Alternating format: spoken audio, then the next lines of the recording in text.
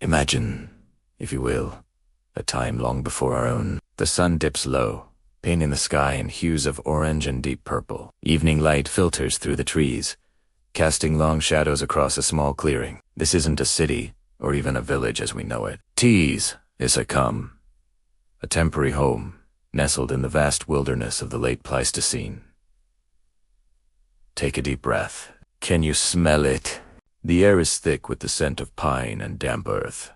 But something else hangs in the air too. It's the smoky, comforting aroma of a dozen small fires, each one a tiny beacon of warmth and community against the encroaching night. Listen closely. Beyond the gentle whisper of the wind through the branches, you can hear the soft crackle and pop of burning wood. It's a sound that has echoed through human history for millennia, a rhythm of safety and togetherness. And there are other sounds, too. The scrape of a flint knife against a fresh hide, stretched taut on a wooden frame to dry. The rhythmic, percussive tap, tap, tap of stone against stone, as a skilled hand patiently shapes a new tool from a piece of chert. This is the soundtrack of daily life, a symphony of survival and skill. Each sound tells a story of purpose, of providing for the group, of preparing for the days to come. The people here are gathered in small groups around the flames. Their faces, illuminated by the flickering light, are etched with the experiences of a life lived in close harmony with the natural world. They speak in low tones, their language a melody we can no longer understand, but the meaning is clear in their gestures and expressions. They share stories of the day's hunt, plan for tomorrow's gathering, and reinforce the bonds that hold their community together. You see the strong, weathered hands of an elder, mending a tear in a fur cloak with a bone needle. Nearby, someone is grinding ochre, preparing the vibrant red pigment for decoration, for ritual, for art. Every object here has a purpose. The woven baskets holding foraged berries, the sharpened wooden spears leaning against a shelter, the carefully knapped handaxes lying ready for use. This is not a world of clutter or excess. It is a world of elegant simplicity, where every tool is an extension of the human hand and every possession is valued. The shelters themselves are marvels of ingenuity, constructed from mammoth bones, animal hides, and sturdy branches, designed to withstand the biting winds of the Ice Age steppe. They are more than just protection from the elements. They are homes filled with the warmth of family. Now, look closer into the spaces between the adults. Peeking out from behind a fur-clad shoulder or sitting cross-legged near the fire are the children. They are not separate from this world. They are at its very heart. Their eyes are wide, absorbing every detail. Their small ears are tuned to the sounds of the camp, learning the difference between the crack of a dry twig and the snap of a napperess strike. They are watching their father flake a spear point, their mother stitch a moccasin, their uncle carve a figure from a piece of antler.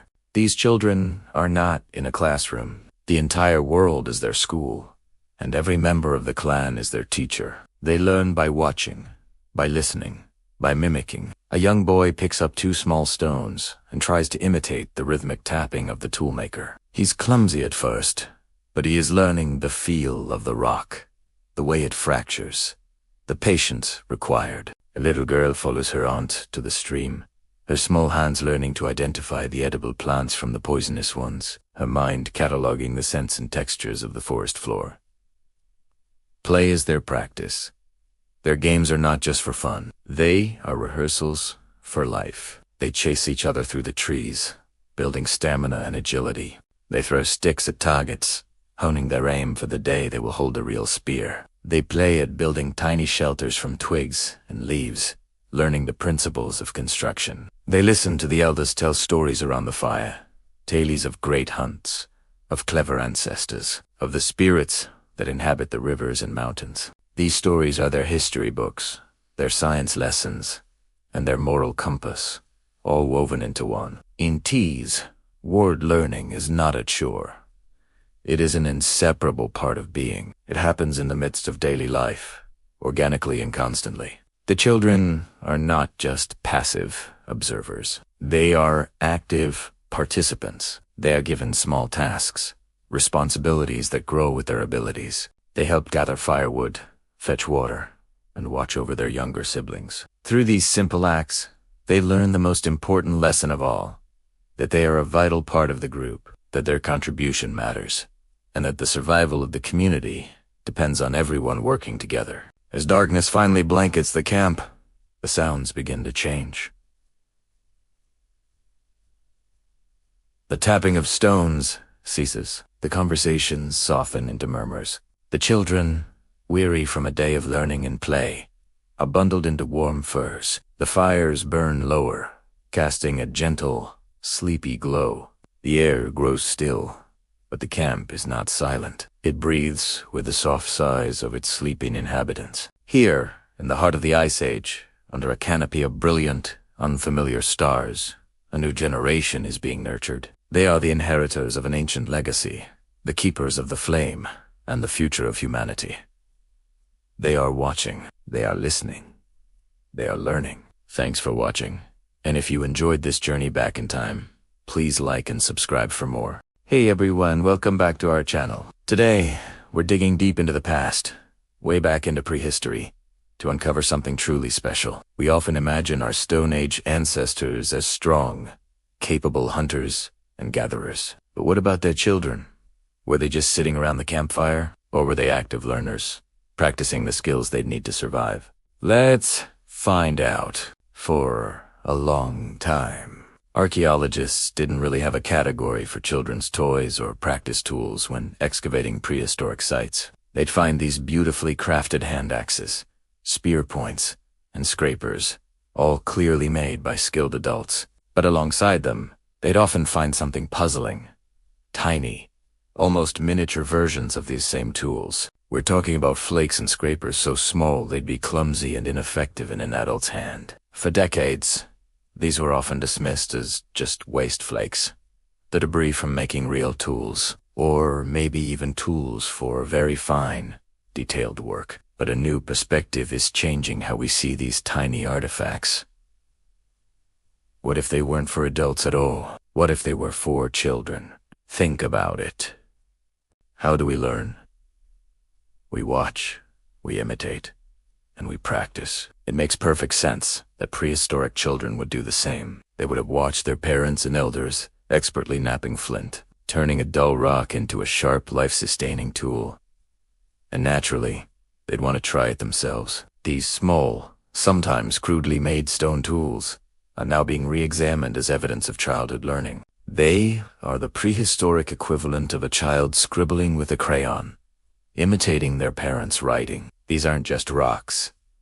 They're the first school supplies. One of the most exciting pieces of evidence comes from the way these artifacts are found. Archaeologists don't just find single, isolated tiny tools. Instead, at sites across the world, from Europe to Africa, they've uncovered distinct clusters. Imagine an excavation, carefully scraping away layers of soil, each layer representing a different period in time. Suddenly, in one small area, they find a concentration of these small flakes, minatu kuris, and clumsily attempted tools. It's like finding a little workstation. These have been dubbed practice knapping areas. They are often found slightly away from the main activity areas, almost like a designated kid's corner around the ancient hearth. In these spots, you can practically see the learning process unfold. You find rocks that have been struck awkwardly, creating hinge fractures, a common beginner's mistake. You find tiny flakes that were successfully removed,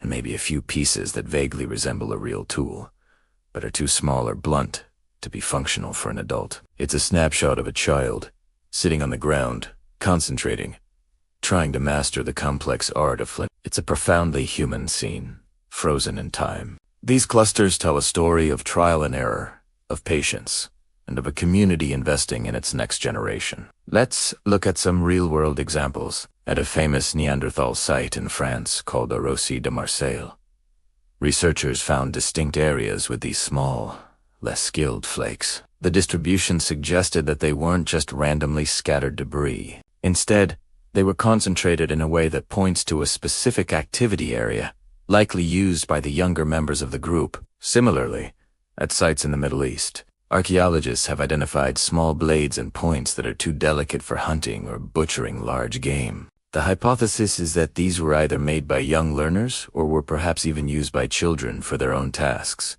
like processing plants or working with smaller materials. Another clue is the quality of the raw material. Often, the main, high-quality flint, or obsidian, was reserved for the adult's tools. The practice pieces, however, are frequently made from lower quality, more accessible stone. It's the equivalent of giving a child a piece of scrap paper to draw on instead of the expensive canvas. This shows a deliberate choice by the adults, providing a safe and low-stakes way for children to practice without wasting precious resources. This isn't just accidental, it's a teaching strategy, and it's one we can still relate to today. This shift in perspective is huge. It moves prehistoric children from the background to the foreground. They weren't just passive dependents. They were active participants in their society, learning, contributing, and practicing the skills essential for their future. Finding a child's practice tool is, in some ways, more personal and more moving than finding a perfect adult spearhead. The perfect spearhead shows mastery, but the small, flawed practice piece shows the journey. It shows effort, a desire to learn, and the universal experience of growing up. It also reminds us that the past was populated by real families. There were mothers, fathers, and children. There was noise, there was play, and there was learning. These little stones bridge a gap of tens of thousands of years, connecting us to the lives of the youngest humans. They are evidence that the drive to teach and the curiosity to learn are among the most ancient human traditions. They show us that from the very beginning, we have understood the importance of passing our knowledge on to the next generation. So next time you see a picture of a stone tool in a museum, take a closer look. Think about the hands that made it, and consider the possibility that some of the smallest, humblest-looking stones might tell the biggest stories of all. The stories of the children of the Stone Age, learning to shape their world, one small chip at a time. It is a beautiful reminder that a lot of what makes us human has been with us for a very, very long time. Thanks so much for joining me on this archaeological journey today. If you found this as fascinating as I do, be sure to hit that like button and subscribe for more deep dives into our incredible past. Let me know in the comments what you think. Have you ever considered how ancient children learned? See you in the next video. Ever wondered what it was like to be a kid thousands of years ago? Forget what you might think about children just being seen and not heard. In ancient societies, kids were anything but passive observers. They were the vibrant, beating heart of their communities, and their role was absolutely crucial for the survival and continuation of their culture. Today, we're going to journey back in time to explore the fascinating world of childhood in our deep past. We'll see how play wasn't just fun and games. It was the most important job a child. Let's start by busting a common myth. That ancient childhood was a grim, joyless experience, focused solely on survival. While life was certainly tougher, the archaeological and anthropological evidence paints a much more dynamic picture. Kids, they played, they laughed, they got into trouble. But here is the amazing part. All of this activity was deeply intertwined with learning the essential skills needed to thrive. Think of their entire world as one giant, interactive classroom, and play was the main subject. So, how exactly did this work? Let's look at one of the most fundamental human technologies, making stone tools, or knapping. You might imagine a wise elder sitting down and giving formal lessons, but it was far more organic. A child would spend years watching their parents' hands, and uncles skillfully strike one stone against another, creating sharp flakes for cutting or shaping spear points. They wouldn't just watch, they'd pick up discarded pieces of rock and try to imitate the movements. At first, their attempts would be clumsy. They'd probably just bang the rocks together, making noise. But slowly, through countless hours of observation and experimentation, they'd start to understand the angles, the force required, and the right kind of stone to use. This wasn't a formal apprenticeship.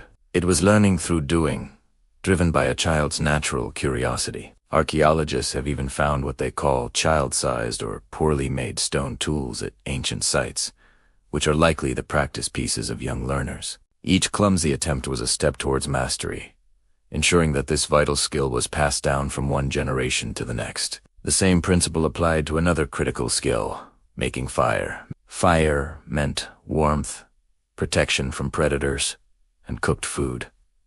It was life. Children would see adults creating fire, perhaps with a fire drill or by striking flint. They would gather around, fascinated by the spark that magically turned into a flame. And then, they'd try it themselves.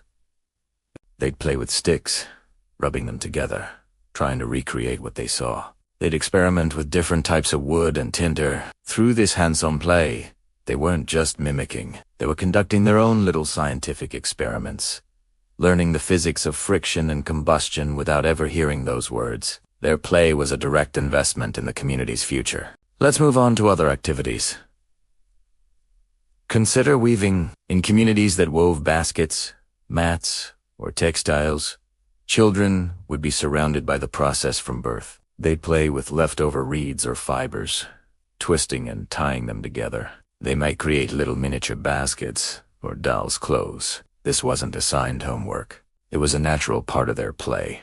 By manipulating these materials with their small hands, they were developing the fine motor skills and understanding of patterns needed for complex weaving later in life. They learned the properties of different plants, which ones were flexible, which were strong-willed through playful experimentation. And what about the most exciting skill of all? Hunting.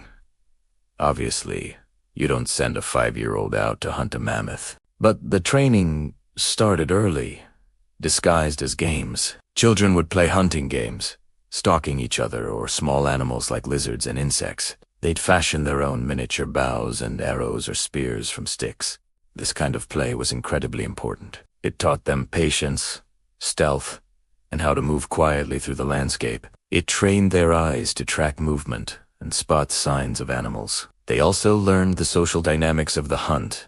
They'd learn to cooperate, to communicate non-verbally, and to anticipate each other's actions, all skills that were essential for a successful group hunt as an adult. When they were a bit older, they might accompany the adults on gathering trips or short hunts, acting as observers or helping to carry things. Every step of the way, they were absorbing knowledge, not through lectures, but through active participation. They were learning the sounds of the forest, the tracks of different animals, and the layout of their territory. This method of learning through imitation, play, and experimentation was incredibly effective. It created a seamless transfer of what we call tacit knowledge.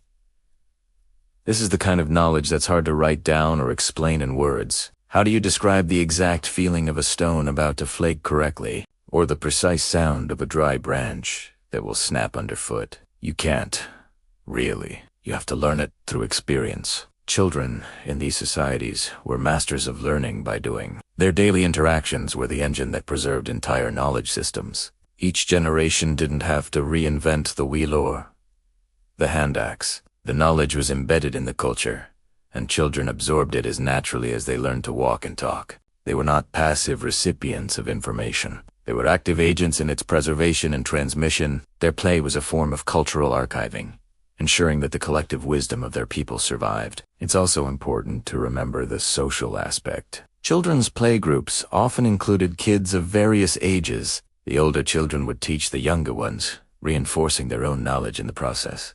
This multi-age learning environment created a powerful, self-sustaining educational system. It fostered cooperation, responsibility, and a sense of belonging. The older kids learned to be patient mentors, and the younger ones had role models to look up to and imitate. So, when we look back at ancient societies, let's picture the children not as peripheral figures, but as central players. Their laughter, their games, their endless curiosity, these were not frivolous distractions. They were the very mechanisms by which culture perpetuated itself. The playful act of a child trying to nap a stone was just as important as the successful hunt of an adult. One ensured food for today, but the other ensured the knowledge and survival of the tribe for all the tomorrows to come. The world was their playground, and through play, they built the future. Next time you see a child playing, remember the deep historical roots of that behavior. It's a powerful, ancient process of learning and discovery that has been with us since the dawn of humanity. Thanks so much for watching. If you found this journey into the past as fascinating as I did, don't forget to like, subscribe, and hit that notification bell for more explorations into our shared history. See you in the next video. Ever found a tiny, perfectly formed arrowhead and wondered what it was for? Was it for a tiny bow Maybe for hunting mice? Well, the answer might be something completely different and, honestly, even more fascinating. Welcome back to our series, where today we're diving into the world of miniature prehistoric tools. Let's talk about Chapter 4.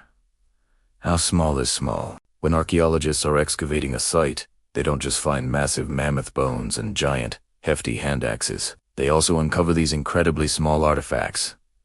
Tiny scrapers that fit on a fingertip, little handaxes no bigger than your thumb, and miniature projectile points that look more like charms than weapons. We're talking tools that are often just a few centimeters long, sometimes even smaller. To give you some perspective, a standard adult handaxe from the Paleolithic period could be around 10 to 20 centimeters long, hefty and designed for serious work like butchering large animals or chopping wood. These miniature versions, they're often less than half that size, sometimes even a quarter. So, the immediate question is, why make tools so small? Were our ancestors hunting incredibly tiny animals? Were these some kind of ritual objects? For a long time, these were the leading theories. Some researchers even proposed they were part of a microlithic tradition, where small stone pieces were hafted together to create a larger composite tool. And while that was true for some periods and cultures, it didn't explain all of these tiny, perfectly formed, but seemingly useless replicas of larger tools. They weren't just small flakes. They were miniature, fully fledged versions of the real deal. The real breakthrough came when scientists started looking closer, not just at the size, but at the wear and tear on these tiny tools. Using powerful microscopes, archaeologists can analyze the microscopic scratches, polish, and fractures on a stone tool's edge. This is a field called use-wear analyses, and it tells us a story. A tool used to cut meat will have a different wear pattern than one used to scrape wood or hide. A projectile point that has struck bone will have a distinct impact fracture. So, what story did these miniature tools tell? The evidence was surprising. Many of these tiny tools showed very little or no wear at all. The ones that did show wear had patterns that were inconsistent with any serious, demanding task. The edges were often dull to begin with, and the scratches suggested light, repetitive, but not very forceful actions. They weren't being used to butcher animals or chop down trees. The projectile points, they often lacked the classic impact fractures you'd expect from hunting. They looked like they had been thrown, but not at anything particularly hard. They were being used, but not for survival. This is where the story gets really human. The most compelling theory, backed by this use-wear evidence and ethnographic studies of modern foraging societies, is that these were not tools for adults at all. They were for children. These miniature scrapers, handaxes, and points were likely toys and practice tools. They were the prehistoric equivalent of a child's toy hammer or a play kitchen set.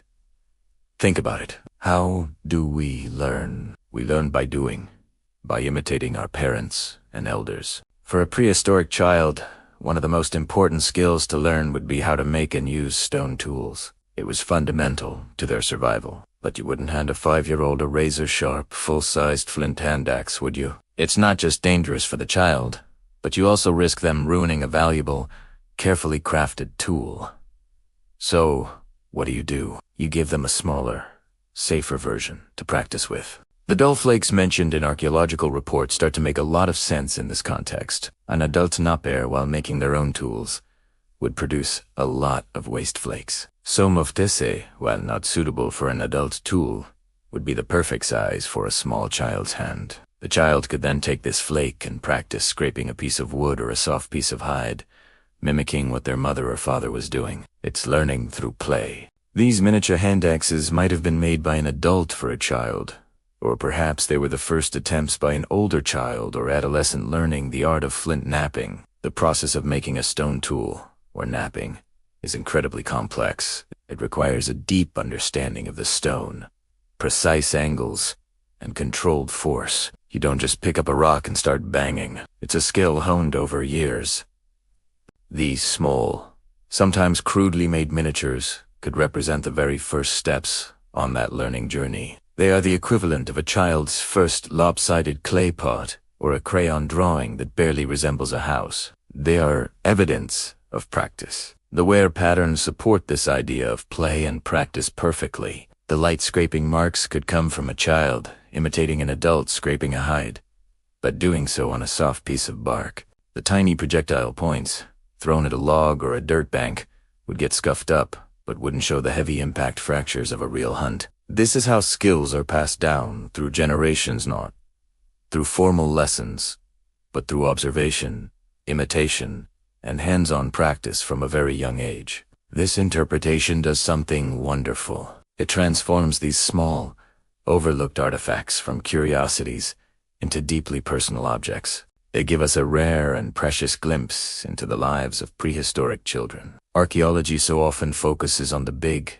dramatic aspects of the past, the hunts, the migrations, the big monuments. But these tiny tools remind us that these ancient societies were made up of families. There were parents teaching their children, and kids who played, learned, and grew, just like they do today. Finding a miniature handaxe is like finding a fossilized moment of childhood. It tells us that a young person was there watching, learning, and dreaming of the day they would be skilled enough to make a full-size tool and join the adults on the hunt or in preparing food for the family. It connects us to our ancestors on a profoundly human level. These weren't just primitive people struggling for survival. They were parents invested in their children's future, patiently guiding them and giving them the tools they needed to succeed. So, the next time you see a picture of a tiny, perfect little arrowhead, don't imagine a hunter of fairies. Instead, picture a child sitting by the fire, concentrating intensely as they chip away at a small piece of flint, their small hands mimicking the skilled movements of their parents. In that tiny piece of stone, you're not just seeing a tool, you're seeing the universal story of learning, of family, and of growing up. Thanks for joining me on this deep dive into the world of miniature tools. It's amazing how the smallest objects can tell the biggest stories. If you found this as fascinating as I do, make sure to like this video and subscribe for more chapters from our ancient past. See you next time. In the quiet hum of a Stone Age morning, long before the world we know took shape, life unfolded with a gentle, steady rhythm. Picture this: a family gathered close around the warmth of a central hearth. The air is filled with the earthy scent of wood smoke and damp soil, a comforting perfume that has defined home for countless generations. The adults are engrossed in their work, their hands moving with practiced skill as they prepare animal hides. It's a task of survival, one that demands focus and strength, turning raw material into clothing, shelter, and tools. Each scrape and stretch of the hide is a testament to their resilience, a dance of necessity passed down through the ages. But look closer into the heart of this scene. Nestled among the adults are the children. They are not idle bystanders. They are apprentices in the school of life. Their small, curious eyes watch every move, absorbing the lessons of their elders without a single word being spoken. They are the future, the next link in an unbroken chain of knowledge. With their tiny hands, they pick up discarded flakes of stone, remnants from the tool-making process. These fragments, sharp and irregular, are treasures to them. They mimic the adults, their small fingers fumbling but determined. Listen, can you hear it? A soft, rhythmic tapping. It's the sound of a child holding a small stone flake, gently striking it against a larger rock. Tap. Tap.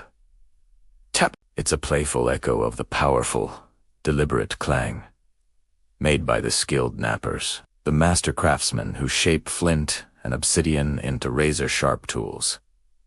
This isn't just a game, it's the very beginning of their education. In this simple act of imitation, they are learning the feel of the stone, the way it fractures, the potential it holds. They are building the muscle memory and the intuitive understanding that will one day allow them to create their own tools, to provide for their own families. This is learning in its purest form, experiential, immersive, and driven by curiosity. There are no classrooms, no textbooks. The world is their teacher, and every member of the community is a mentor. The children learn to distinguish different types of rock just by their weight and texture. They learn which wood burns the longest and which plants are safe to eat, not from lectures, but from observation and participation. They are an integral part of the daily life of the group, their presence woven into the fabric of every activity. They fetch water, gather firewood, and help prepare food. Their small contributions valued and necessary for the collective good.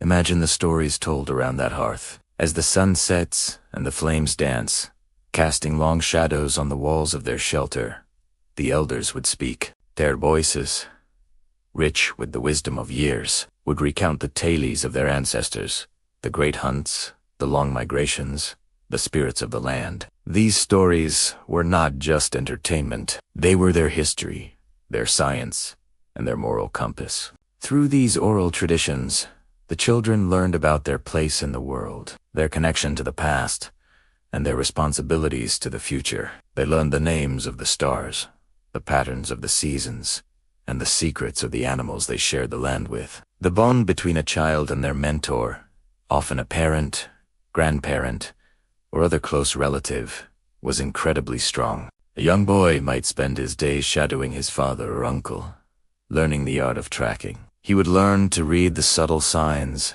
left on the forest floor, a broken twig, a faint footprint, the direction of the wind. He would learn patience, silence, and the profound respect for the animal that would one day give its life to feed his family. It was a sacred education, a transfer of skills that ensured the survival of the group. Similarly, a young girl might learn from her mother or aunt the intricate knowledge of plants. She would learn to identify which roots were nutritious, which leaves had healing properties, and which berries were poisonous. She would master the complex skills of processing hides, weaving baskets from river reeds, and crafting pottery from clay. Her hands, once small and clumsy, would become skilled and confident, capable of creating objects of both utility and beauty. This was her inheritance, a wealth of knowledge more valuable than any material possession. Play was also a crucial part of their development. Children would run through the meadows, their laughter echoing in the open air. They would chase each other, climb trees, and swim in the cool streams. But even their games were a form of practice. Mock hunts with small wooden spears honed their aim and agility. Building miniature shelters from sticks and leaves taught them the basic principles of construction. Through play, they developed the physical strength, coordination, and social skills they would need as adults. They learned to cooperate, to resolve conflicts, and to work together as a team. In these world, childhood was not a period of separation from the adult world, but a gradual and seamless integration into it. From the moment they could walk, children were active participants in their culture. They were valued, not just for who they would become, but for who they were right now. Their gentle tapping on the stone, their curious questions, their playful energy, it was all part of the symphony of life, a constant reminder of continuity and hope. They were the living embodiment of the future, nurtured by the collective wisdom of the past, right there at the family hearth. This simple, powerful scene of a child with a stone flake is a window into a forgotten world, a world where learning was living and living was learning. It's a timeless story of how we became human. Have you ever wondered how kids learned essential survival skills before there were schools, textbooks, or even written language? The answer is surprisingly simple and incredibly powerful. They learned through play. Welcome to our deep dive into Chapter 6, where we explore the anthropological roots of learning through play. Let's travel back in time to pre-industrial societies. In many of these cultures, scattered all across the globe, you wouldn't find formal classrooms. Instead, the world was the classroom, and play was the curriculum. Anthropologists have observed that children in these communities are natural mimics. They watch the adults around them hunting, gathering, cooking, building, and they instinctively want to join in. But how do you teach a child to, say, knap a stone tool without the risk of serious injury? This is where the genius of play-based learning really shines. Children weren't just thrown into high-stakes situations. Instead, they were given the space to experiment and practice in a low-pressure, safe environment. Their play wasn't just random. It was a direct imitation of the adult tasks crucial for their community's survival. Think about it. A young child sees their parents foraging for edible plants. Soon after, you'll see that same child with a small basket, collecting leaves and berries, learning to distinguish between what's safe and what's not, all through a game of pretend. They see adults building a shelter, and next thing you know, they're constructing their own miniature forts out of sticks and mud. This isn't just idle fun. It's a hands-on apprenticeship, driven by a child's own curiosity and desire to be part of their world. One of the most fascinating examples of this comes from the archaeological record, the discovery of miniature stone tools. Archaeologists have found tiny, often blunted versions of the same tools adults used for hunting and butchering. These weren't just cute novelties. They were some of the world's earliest teaching instruments. These mini-tools were perfectly designed for little hands. They were safe, often made blunt so a child couldn't easily cut themselves. They were small, making them easy to handle and control, and they allowed children to go through the motions of a task, like scraping a hide or shaping a piece of wood, without the pressure of having to get it perfect. It was a controlled simulation. Through this kind of play, they developed the muscle memory, the hand-eye coordination, and the procedural knowledge they would need as adults. The key here is the absence of formal instruction and high-stakes testing. No one was standing over them with a red pen, grading their performance. The feedback was immediate and natural. If their little spear didn't fly straight, they adjusted their throw. If their mini shelter collapsed, they learned to build a stronger frame. Failure was not a source of shame, but a stepping stone, a natural part of the learning process. This freedom to experiment and fail without consequence is what makes play such a powerful engine for learning. It builds resilience, problem-solving skills, and a deep, intuitive understanding of the physical world. This method also fostered a powerful sense of community and belonging. Children weren't separated from adult life. They were integrated into it. Their play was a way of contributing, of showing that they were learning the skills of their people. It affirmed their place in the social fabric and strengthened intergenerational bonds. Adults would often encourage this play, offering gentle guidance or simply providing the space for it to happen. So, what can we learn from this today? In our modern world, we often draw a sharp line between playtime and learning time. Play is seen as a break from the serious business of education. But these ancient cultures knew something we've perhaps forgotten: that true, deep learning is inherently playful. When children are allowed to follow their curiosity, to mimic, to experiment, and to fail safely, they learn more effectively and more joyfully than in almost any other context. The skills may have changed, our kids are more likely to be building with Legos than napping flint, but the underlying principle is the same. They are deconstructing the world around them and rebuilding it to understand how it works. They are playing out social scenarios to understand relationships. They are experimenting with physics every time they build a tower or throw a ball. By looking back at how our ancestors learned, we get a powerful reminder that play is not a frivolous distraction. It is the fundamental, evolutionary designed way that human children learn to be competent, creative, and resilient adults. It's the original apprenticeship, and it's a process that's been perfected over thousands of generations. Thank you so much for joining me on this journey into the past. I hope this gives you a new appreciation for the power of play. If you found this interesting, make sure to like, subscribe, and hit that notification bell so you don't miss our next chapter. We'd love to hear your thoughts in the comments below. See you next time. Ever wondered how ancient skills were passed down through generations? Imagine a world without schools, textbooks, or online tutorials. For our Stone Age ancestors, learning was hands-on, and it started young. Today, we're diving into the fascinating world of Stone Age apprentices, specifically how children learned the essential art of flintknapping. Let's picture it. A young child, maybe 7 or 8 years old, sits beside an experienced elder. The ground is littered with stone debris, the sharp, glassy flakes of flint or obsidian.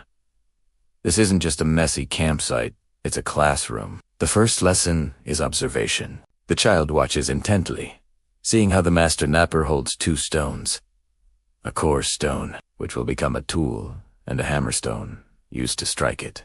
The child sees the elder, carefully turning the core, feeling its ridges and angles. This is lesson number 2.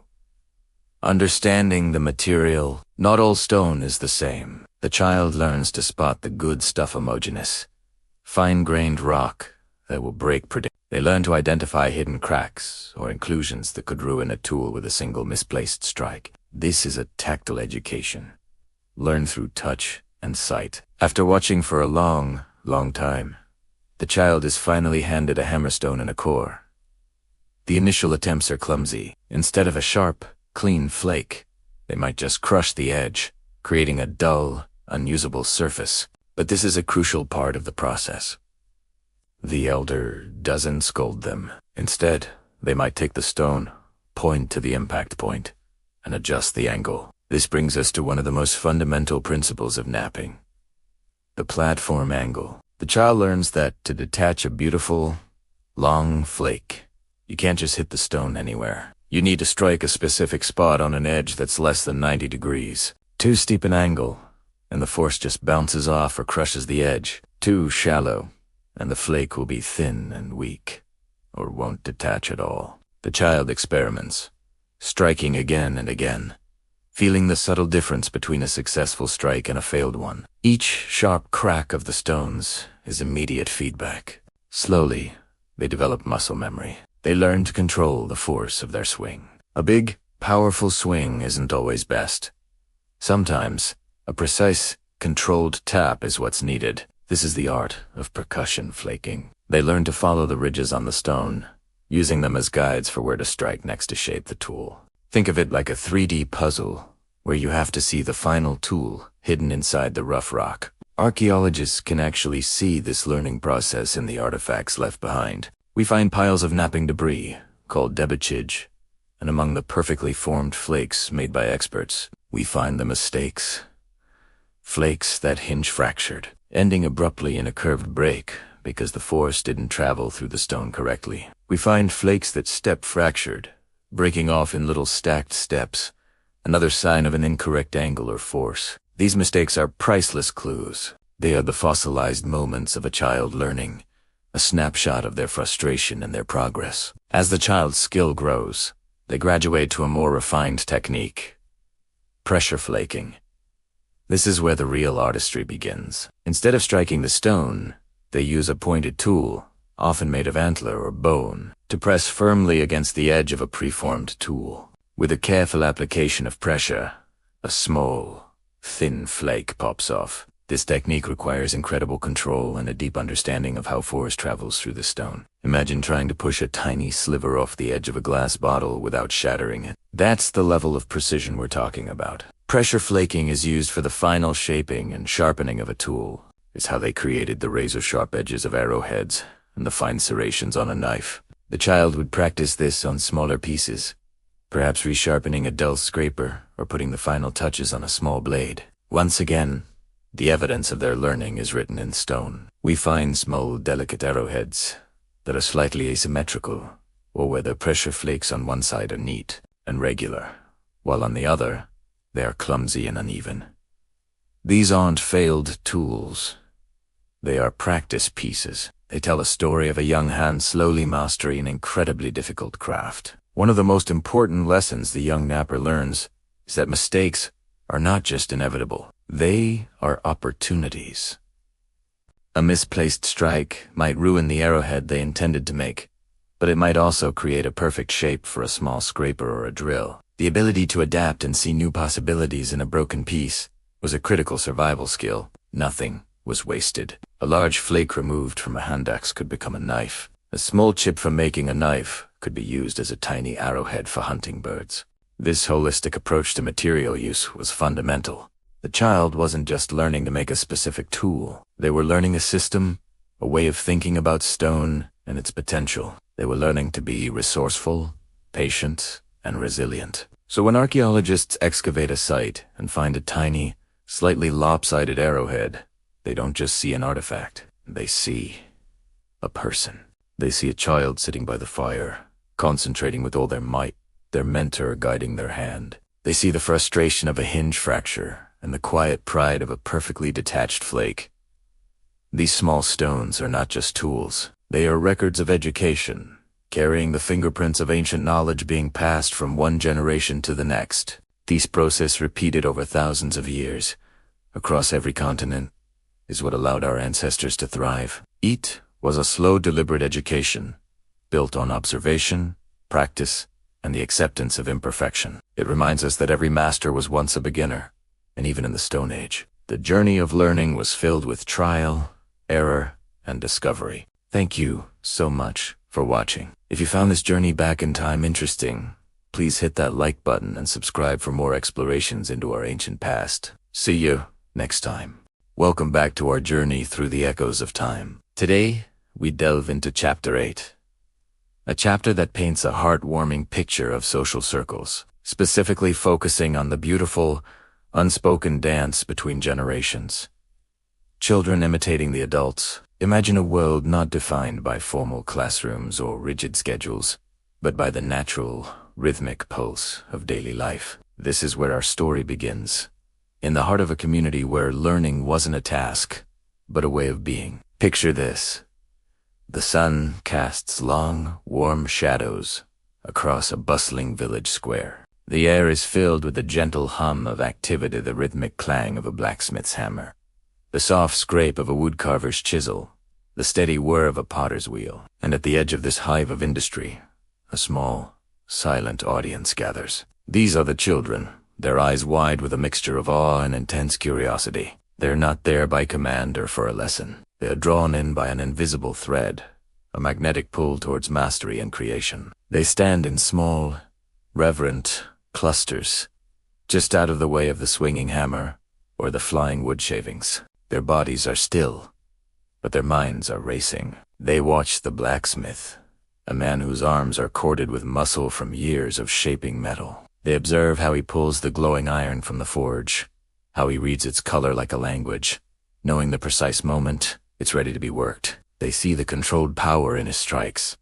each one deliberate, shaping the raw material into something useful, something beautiful, a sturdy hinge, a sharp tool, a decorative gate. The children don't just see the action. They absorb the rhythm, the focus, the sheer physical knowledge embodied in the craftsman. A little further down, another group is mesmerized by the wood. Her hands, weathered and knowing, move with a grace that seems almost magical. A simple block of wood is her canvas. The children watch as she selects her tools, her fingers tracing the grain as if in conversation with the wood itself. They see how a slight twist of the wrist can coax a curve from a straight line, how a careful cut can reveal the delicate petal of a flower or the feather of a bird. They are learning about patience, about seeing the potential hidden within the ordinary. They are learning that creation is a dialogue between the artist and the material. And over by the potter's shed, the scene is one of quiet transformation. The potter sits centered, his hands covered in wet clay. The children are captivated by the spinning wheel, how a shapeless lump of earth rises under the potter's gentle pressure, growing into a vessel, a bowl, a cup. They watch his hands, a dance of thumbs and fingers, guiding, shaping, thinning the walls with an expertise that looks effortless but is the result of 1,000 hours of practice. They are witnessing the alchemy of turning mud into form, a fundamental act of human ingenuity. Now, let's talk about the adults in this picture. What is their role in this silent classroom? It's not one of a formal teacher. You won't hear them call out, "All right, children, pay attention. This is how you do it." The magic lies in the subtlety, in Takaswa, almost unconscious encouragement they offer. The blacksmith might pause, wipe the sweat from his brow, and catch the eye of a particularly attentive child. He offers a small, almost imperceptible nod, a slight smile that says, "Yes, you see it, don't you?" It's a moment of connection, a silent acknowledgement that the child is part of this world, a future link in a long chain of skill. The woodcarver might finish a particularly intricate detail and hold the piece up, not for grand inspection, but just for a moment, turning it so the light catches the new cut. Her gaze might flick towards the children, a quiet invitation to appreciate the work. It's not a test or a demonstration. It's a shared moment of satisfaction. She might even hand a small, smooth off-cut of wood to a child, a tactile piece of the process, something to be held and understood through touch. And the potter, after lifting a finished pot from the wheel, might gesture with his chin toward the bucket of leftover clay. It's an unspoken invitation. "Go on," the gesture says. "Feel it for yourself." He doesn't instruct them on what to make. He doesn't correct their clumsy first attempts. He simply provides the opportunity, creating a space where failure is not a mistake, but simply the first step of learning. This casual permission is incredibly powerful. It removes the fear of getting it wrong and replaces it with the joy of trying. This entire system is an informal but profoundly effective educational environment. There are no grades, no exams, no pressure to perform. Learning is driven by pure, intrinsic motivation. The children aren't studying to pass a test. They are studying because they are genuinely fascinated. They want to understand how the world around them is built. They want to be able to do what these incredible adults can do. The reward is not a gold star. It's the dawning realization that they, too, might one day be able to shape the world with their own hands. Think about the dynamics at play. The children are learning far more than just technical skills. They are learning about the value of hard work and dedication. They see that mastery is not born overnight, but is cultivated through years of persistent effort. They learn about focus and concentration, watching the craftsmen become completely absorbed in their work, shutting out all distractions. They are learning about community and contribution. They see that these skills are not just for personal satisfaction. They are essential to the well-being of the entire village. The blacksmith makes the farmer's plow. The potter makes the family's bowls. The woodcarver makes the weaver's loom. Everything is interconnected. This process of imitation is a fundamental aspect of human development. We are wired to learn by watching and doing. In this setting, the children aren't just passively observing. In their minds, they are rehearsing the movements. Later, when they play, their games will reflect what they've seen. A stick becomes a hammer. A pile of mud becomes clay for a pot. A soft piece of bark becomes a canvas for carving. These are not just games. They are practice. They are the initial, playful steps on the path to skill acquisition. They are internalizing the patterns, the rhythms, and the logic of the craft long before they ever pick up a real tool. The adult's gentle encouragement validates this play. By smiling at a child hammering a rock with a stick, they are communicating that this imitation is a good and worthy activity. They are nurturing the seed of ambition. They are saying, what you are doing is important. You are on the right path. This is a stark contrast to a system where play is seen as frivolous and separate from real learning. Here, play and learning are one and the same. This environment also fosters a deep respect for elders and for tradition. The children see the craftsmen not just as workers, but as keepers of ancestral knowledge. The skills being practiced have been passed down through generations, refined and perfected over time. By watching and learning, the children are preparing to receive this inheritance. It creates a powerful sense of continuity and belonging. They understand that they are part of a story that began long before them and will continue long after. The social circle is not limited to a single master and apprentice. The children move freely between the different craftsmen, absorbing a wide range of skills and approaches. One day they might be captivated by the fire and force of the forge, the next by the quiet precision of the weaver's loom. This cross-pollination of ideas broadens their understanding of the world. They learn that there are many ways to create, many materials to work with, and many kinds of intelligence. They learn to appreciate both the powerful and the delicate, the loud and the quiet, the swift and the slow. This chapter reminds us of something fundamental about education. It suggests that perhaps the most powerful learning happens not when it is forced, but when it is invited. It happens when curiosity is the teacher and the world is the classroom. The casual gestures, the smiles, the slight nods from the adults were not a curriculum, but they were a powerful pedagogy. They created an atmosphere of psychological safety, where a child could observe, wonder, and try, without fear of judgment. It's a model of mentorship that is built on trust and mutual respect. The adults trust the children's natural curiosity to guide them, and the children trust the adults to be living examples of what is possible. It's an education of the whole person, the hands, the eyes, the mind, and the heart. The children learn to see, to think, to feel, and to do, all in the context of a supportive community. As we reflect on this tender chapter, we're left with a profound appreciation for the simple, organic ways that knowledge can be shared. It challenges us to look for the informal classrooms in our own lives.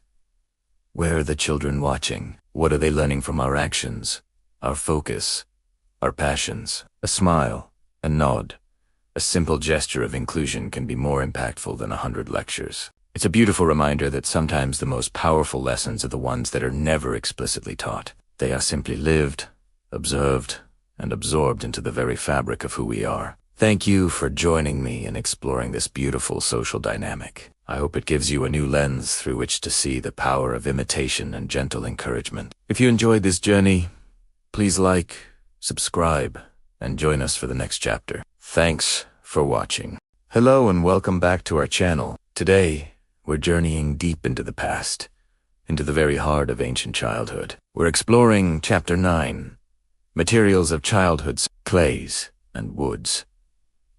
Have you ever wondered what kids played with before plastics and pixels? The answer is all around us, in the earth, the trees, and the riverbeds. Let's dig in. Imagine a world without toy stores, where every plaything was handcrafted, either by a loving parent or by the child themselves. The materials they used were raw, natural, and full of potential. For ancient children, the world was their toy box. Stones, clays, and woods weren't just materials. They were the building blocks of imagination. Let's start with stone. Now, you might think of stone tools as sharp, heavy, and ungarrels. Definitely not kid-friendly. And you'd be right, but ancient people were clever. Children, then as now, learned by imitation. They saw their parents using flint knives, handaxes, and grinding stones every single day. These were the tools of survival, and naturally, kids wanted to be just like mom and dad. So, how did they practice without losing a finger? Archaeologists have unearthed countless small, perfectly formed stone tools. They're too small for an adult hand, and often, they're not made from the sharpest flint. Instead, they might be crafted from softer stones, like sandstone or limestone. They have the shape and feel of the real thing, but are far less dangerous. A child could pretend to scrape a hide or chop a plant, learning the essential motions and muscle memory that would be crucial for their survival later in life. It was a perfect blend of play and practical education. Think of it as a prehistoric apprenticeship. A young girl might sit beside her mother, using a small, smooth river stone to mimic the grinding of grain. She's not actually producing flour, but she's learning the rhythm, the posture, and the patience required for the task. A boy might follow his father, carrying a small, blunt hand axe made of soft stone. He could practice his swing on a fallen log, feeling like a mighty hunter, all while being perfectly safe. These stone toys weren't just for fun. They were training wheels for life in the ancient world. Now, let's move on to a much softer and more forgiving material. Clay. If stone was for mimicking the hard, sharp world of adult tools, clay was for pure, unadulterated creation. Found near rivers and streams, clay was nature's modeling dough. It was abundant, easy to work with, and incredibly versatile. One of the most common finds at ancient sites are small, unfired clay objects. Unfired, because firing clay in a kiln is a labor-intensive process, reserved for important pottery and tools. For a child's passing fancy, air-dried clay was good enough. When they were done playing, the figurine could be crushed up, re-wetted, and turned into something completely new the next day. It was the ultimate sustainable toy. What did they make? Everything and anything their minds could conjure. We find tiny animal figures: bears, deer, mammoths, and birds. These weren't just static sculptures. They were characters in the grand stories acted out by children. A clay mammoth could be hunted by a group of friends, or a clay horse could be the noble steed for a tiny wooden doll. And speaking of dolls, clay was perfect for making human figurines.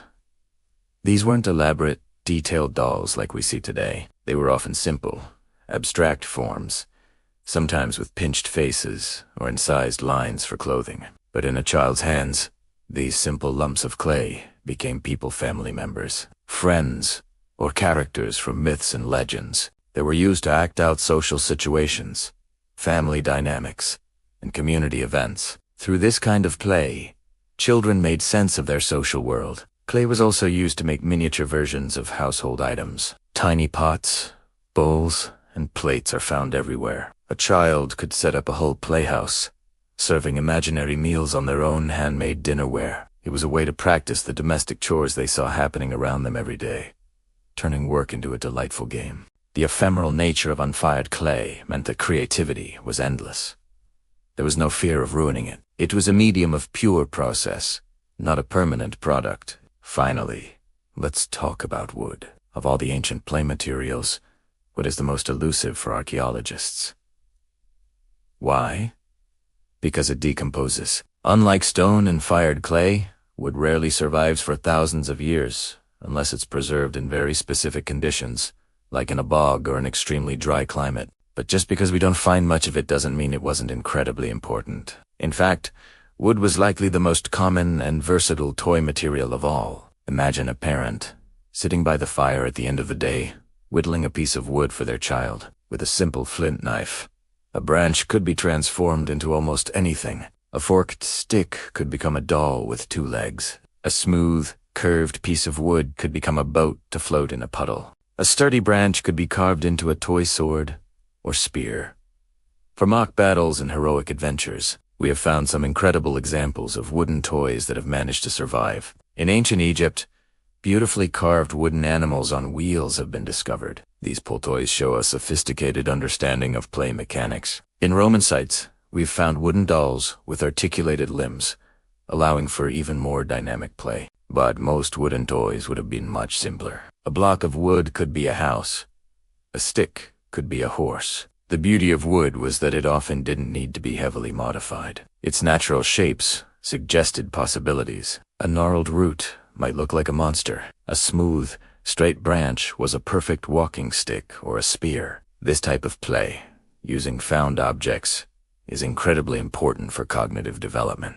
It encourages what we call symbolic thinking, the ability to see one thing and have it stand for another. This stick is not just a stick, it's a sword. This rock is not just a rock, it's a loaf of bread. This is the very foundation of abstract thought and creativity. So, when we look at these 3 materials, stone, clay, and wood, we see a complete toolkit for childhood development. Stone provided a safe way to learn the practical skills of survival through imitation. Clay offered a medium for boundless creativity and social role-playing. And wood, in its simplicity, fostered the symbolic thinking that is the bedrock of human intelligence. These materials connected children directly to their environment. They learned about the properties of different stones, where to find the best clay, and which woods were best for carving. Play wasn't separate from the real world. It was deeply embedded within it. There was no distinction between natural and man-made. Everything came from the world around them and was shaped by human hands. It's a powerful reminder that children don't need complex, expensive toys to thrive. What they need is opportunity, materials, and the freedom to let their imaginations run wild. The children of the past had these in abundance. Their playgrounds were the forests and fields, and their toys were the gifts of the earth. Thank you so much for joining me on this journey into the materials of ancient childhood. It really makes you see the world a little differently, doesn't it? Next time you see a smooth stone or a fallen branch, maybe you'll see a toy waiting to be discovered. If you enjoyed this video, please give it a like and subscribe to the channel for more explorations into our incredible past. We'll see you in the next chapter. Ever wondered if ancient kids had play areas, kind of like our modern playgrounds? It's a fascinating question, and you might be surprised to learn that archaeologists have clever ways to find these play zones from thousands of years ago. It's not as simple as finding a fossilized slide, of course. Instead, scientists become detectives, using incredible techniques to piece together the daily lives of ancient children. So, how do they distinguish a child's practice spot from a serious adult workshop? Let's dig in and find out. One of the first clues lies right under our feet, in the soil itself. This is where soil analysis comes in. Think about a playground today. The ground is often packed down from countless running feet, and you might find higher concentrations of certain organic materials. Archaeologists apply a similar logic. They take soil samples from different parts of an archaeological site and analyze their chemical composition. They look for things like phosphates, which can indicate concentrated human activity. If a small, distinct area shows high phosphate levels, but lacks the typical debris of an adult workspace, it could be a sign of a children's play area. It's like finding a chemical ghost of past activities, telling us where people spent most of their time. It's a subtle but powerful clue, but soil alone doesn't tell the whole story. We need to look closer, at the microscopic level. This brings us to a technique called micro-debitage analysis. Debitage is just a fancy word for the waste flakes and chips left over when someone makes a stone tool. Microdebitaje refers to the tiny, almost invisible fragments. Imagine an adult knapping a flint axe. They would be skilled, efficient, and produce a predictable pattern of larger flakes, all while sitting in a designated workshop area. The ground would be littered with this specific type of debris. Now, picture a child learning to do the same thing. They'd likely be clumsy. Their strikes would be less controlled, producing a lot of tiny, shattered fragments and very few usable flakes. They probably wouldn't be allowed in the main workshop where dangerous work was happening. Instead, they might be off to the side in a smaller, separate area, practicing on discarded pieces of stone. When archaeologists find a small, isolated cluster of microdebitage, with very few finished tools or large flakes, it's a huge red flag that says, a beginner was here. These tiny fragments are the telltale signs of trial and error, the signature of a learner. It's like finding a bunch of crumpled up drawings next to a master's easel. You know, a student was at work. Next, we have a technique that's like solving a giant 3D puzzle, refitting studies. This is where archaeologists collect every single piece of stone debris from an area, no matter how small. Then, back in the lab, they painstakingly try to fit them back together, reconstructing the original stone core like a shattered vase. This process is incredibly revealing. In an adult workshop, the refitted pieces often show a logical, sequential process. You can see how the toolmakers systematically remove flakes to achieve a final shape. The whole sequence makes sense, but in a potential play zone, the refitting tells a different story. The reconstructed stone might show random, haphazard strikes. Flakes might be removed without any clear goal or plan. You might even find that multiple children were practicing on the same core, leaving a chaotic mess of overlapping, illogical strikes. Refitting these pieces reveals not the mind of a skilled artisan, but the curious and unskilled hands of a child. It's a direct window into their learning process, showing us exactly how they were experimenting with the tools and materials of their world. It's archaeology at its most puzzling and rewarding. Finally, all of these clues are brought together through what's called spatial archaeology. This isn't just about finding things. It's about understanding where things are in relation to each other. Archaeologists create detailed maps of a site, plotting the exact location of every artifact, every soil sample, and every feature.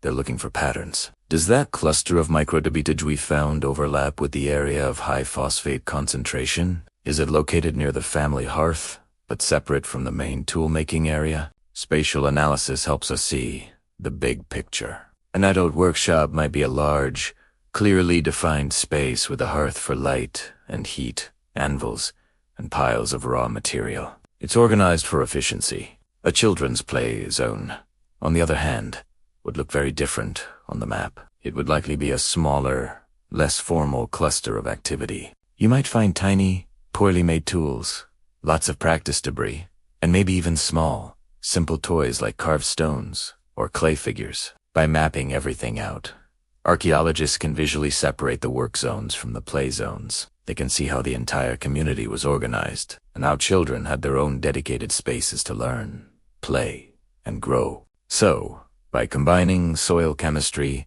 microscopic analysis, 3D puzzles, and detailed mapping, archaeologists can build a powerful case for identifying ancient play zones. It shows us that, for as long as there have been people, there have been children. And these children weren't just passively watching the adults. They had their own spaces to practice the skills they would need for survival, to experiment, and simply to be kids. It's a beautiful reminder that play is a fundamental part of the human experience, stretching back thousands and thousands of years. Thanks for watching. If you found this journey into the past as fascinating as I did, don't forget to like, subscribe, and hit that notification bell for more archaeological adventures. See you next time.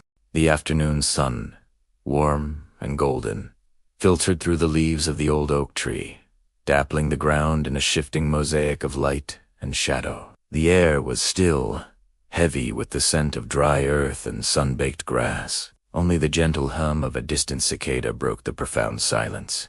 Beside me, my grandfather sat on a low, weathered stool. His presence is solid and comforting as the ancient stones scattered around us. His hands, gnarled and stained by years of working with the earth, rested on his knees. In his lap lay a piece of dark, glossy flint, a stone he had chosen with a quiet reverence.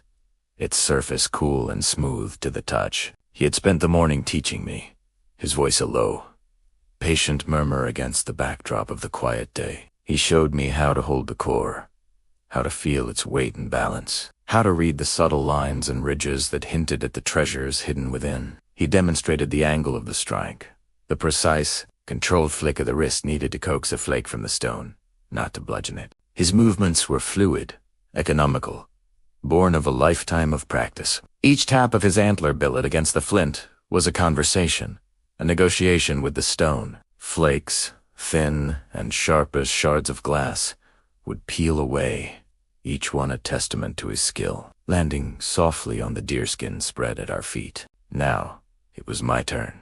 My own piece of flint, smaller but just as promising, felt heavy and awkward in my small hands. My palms were slick with a nervous sweat. I had tried and failed what felt like 100 times. My strikes were either too timid, producing nothing but a dull thud, or too forceful, crushing the edge of the stone into a chalky white powder. Frustration had begun to prickle at the edges of my patience, a hot, tight feeling in my chest. Each failed attempt felt like a clumsy interruption of the day's peaceful rhythm, but my grandfather remained unperturbed. He didn't offer advice or criticism. He simply watched, his gaze steady and calm. His silence was not one of judgment, but of immense, unwavering patience. It was a silence that said, "Take your time. The stone will wait." I will wait. It was a gift of trust, a quiet assurance that he believed in me, even when I was beginning to doubt myself. So I took a deep breath, the warm air filling my lungs, and tried to quiet the noisy chatter in my head. I focused on the stone, really looked at it this time, not just as an obstacle but as a partner. I traced its edge with my thumb, feeling for the perfect platform my grandfather had prepared for me. A tiny, reinforced ridge he had meticulously abraded just moments before. It was a small detail, but it was everything. It was a foothold, a starting point, a whisper of guidance left for me to find. I adjusted my grip, mimicking the way he held his own. I let my shoulders relax, let the tension drain from my arms. I raised the antler billet, its weight now feeling familiar, an extension of my own hand. For a moment, everything seemed to slow down. The world contracted until it was only me, the dark stone, and the pale arc of the antler poised in the air. The dappled sunlight seemed to freeze on the flint's surface, illuminating every subtle contour. The cicadas' hum faded into a distant echo. I wasn't thinking about making a perfect arrowhead. I wasn't thinking about success or failure. I was just trying to listen, to feel the right moment. I brought the billet down. It wasn't a hard strike, not a show of force, but a quick, decisive tap, exactly on the platform. It felt different. There was a sharp, clear ring that resonated through the antler, up my arm, and into my very bones. It was a sound of clean separation, pure and resonant. A flake, no bigger than my thumbnail, leaped from the core. It seemed to hang in the air for an impossibly long time, a sliver of obsidian darkness spinning in a sunbeam. It was translucent at its edges, impossibly thin, with a surface that rippled like water. It pirouetted once, catching the light, before landing with a soft, almost inaudible click on the deerskin. It was perfect. It had a sharp cutting edge, a defined bulb of percussion where my strike had landed, and delicate ripple marks fanning out from the point of impact. It was a miniature, flawless version of the flakes that lay in a neat pile by my grandfather's feet. Primera está redadet, my breath caught in my throat. I hadn't crushed the edge. I hadn't missed. I had done it. A wave of something warm and bright washed over me, a feeling so big it felt like it couldn't possibly fit inside my chest. It was pride, yes, but it was more than that. It was a sense of connection, a sudden, profound understanding of the conversation between hand and stone. It was magic. I looked up at my grandfather. He hadn't moved. He was still just watching me, but his eyes were different. A slow smile had spread across his face, crinkling the corners of his eyes into a familiar, gentle pattern. He didn't cheer or clap. He didn't say, "I knew you could do it." He didn't need to. His pride was a quiet, tangible thing, a warm presence that enveloped us both. He simply nodded. Once a slow, deliberate dip of his head. In that single silent gesture, 1,000 words were spoken. It was an acknowledgment of my success, a welcome into an ancient craft, a passing of knowledge from his hands to mine.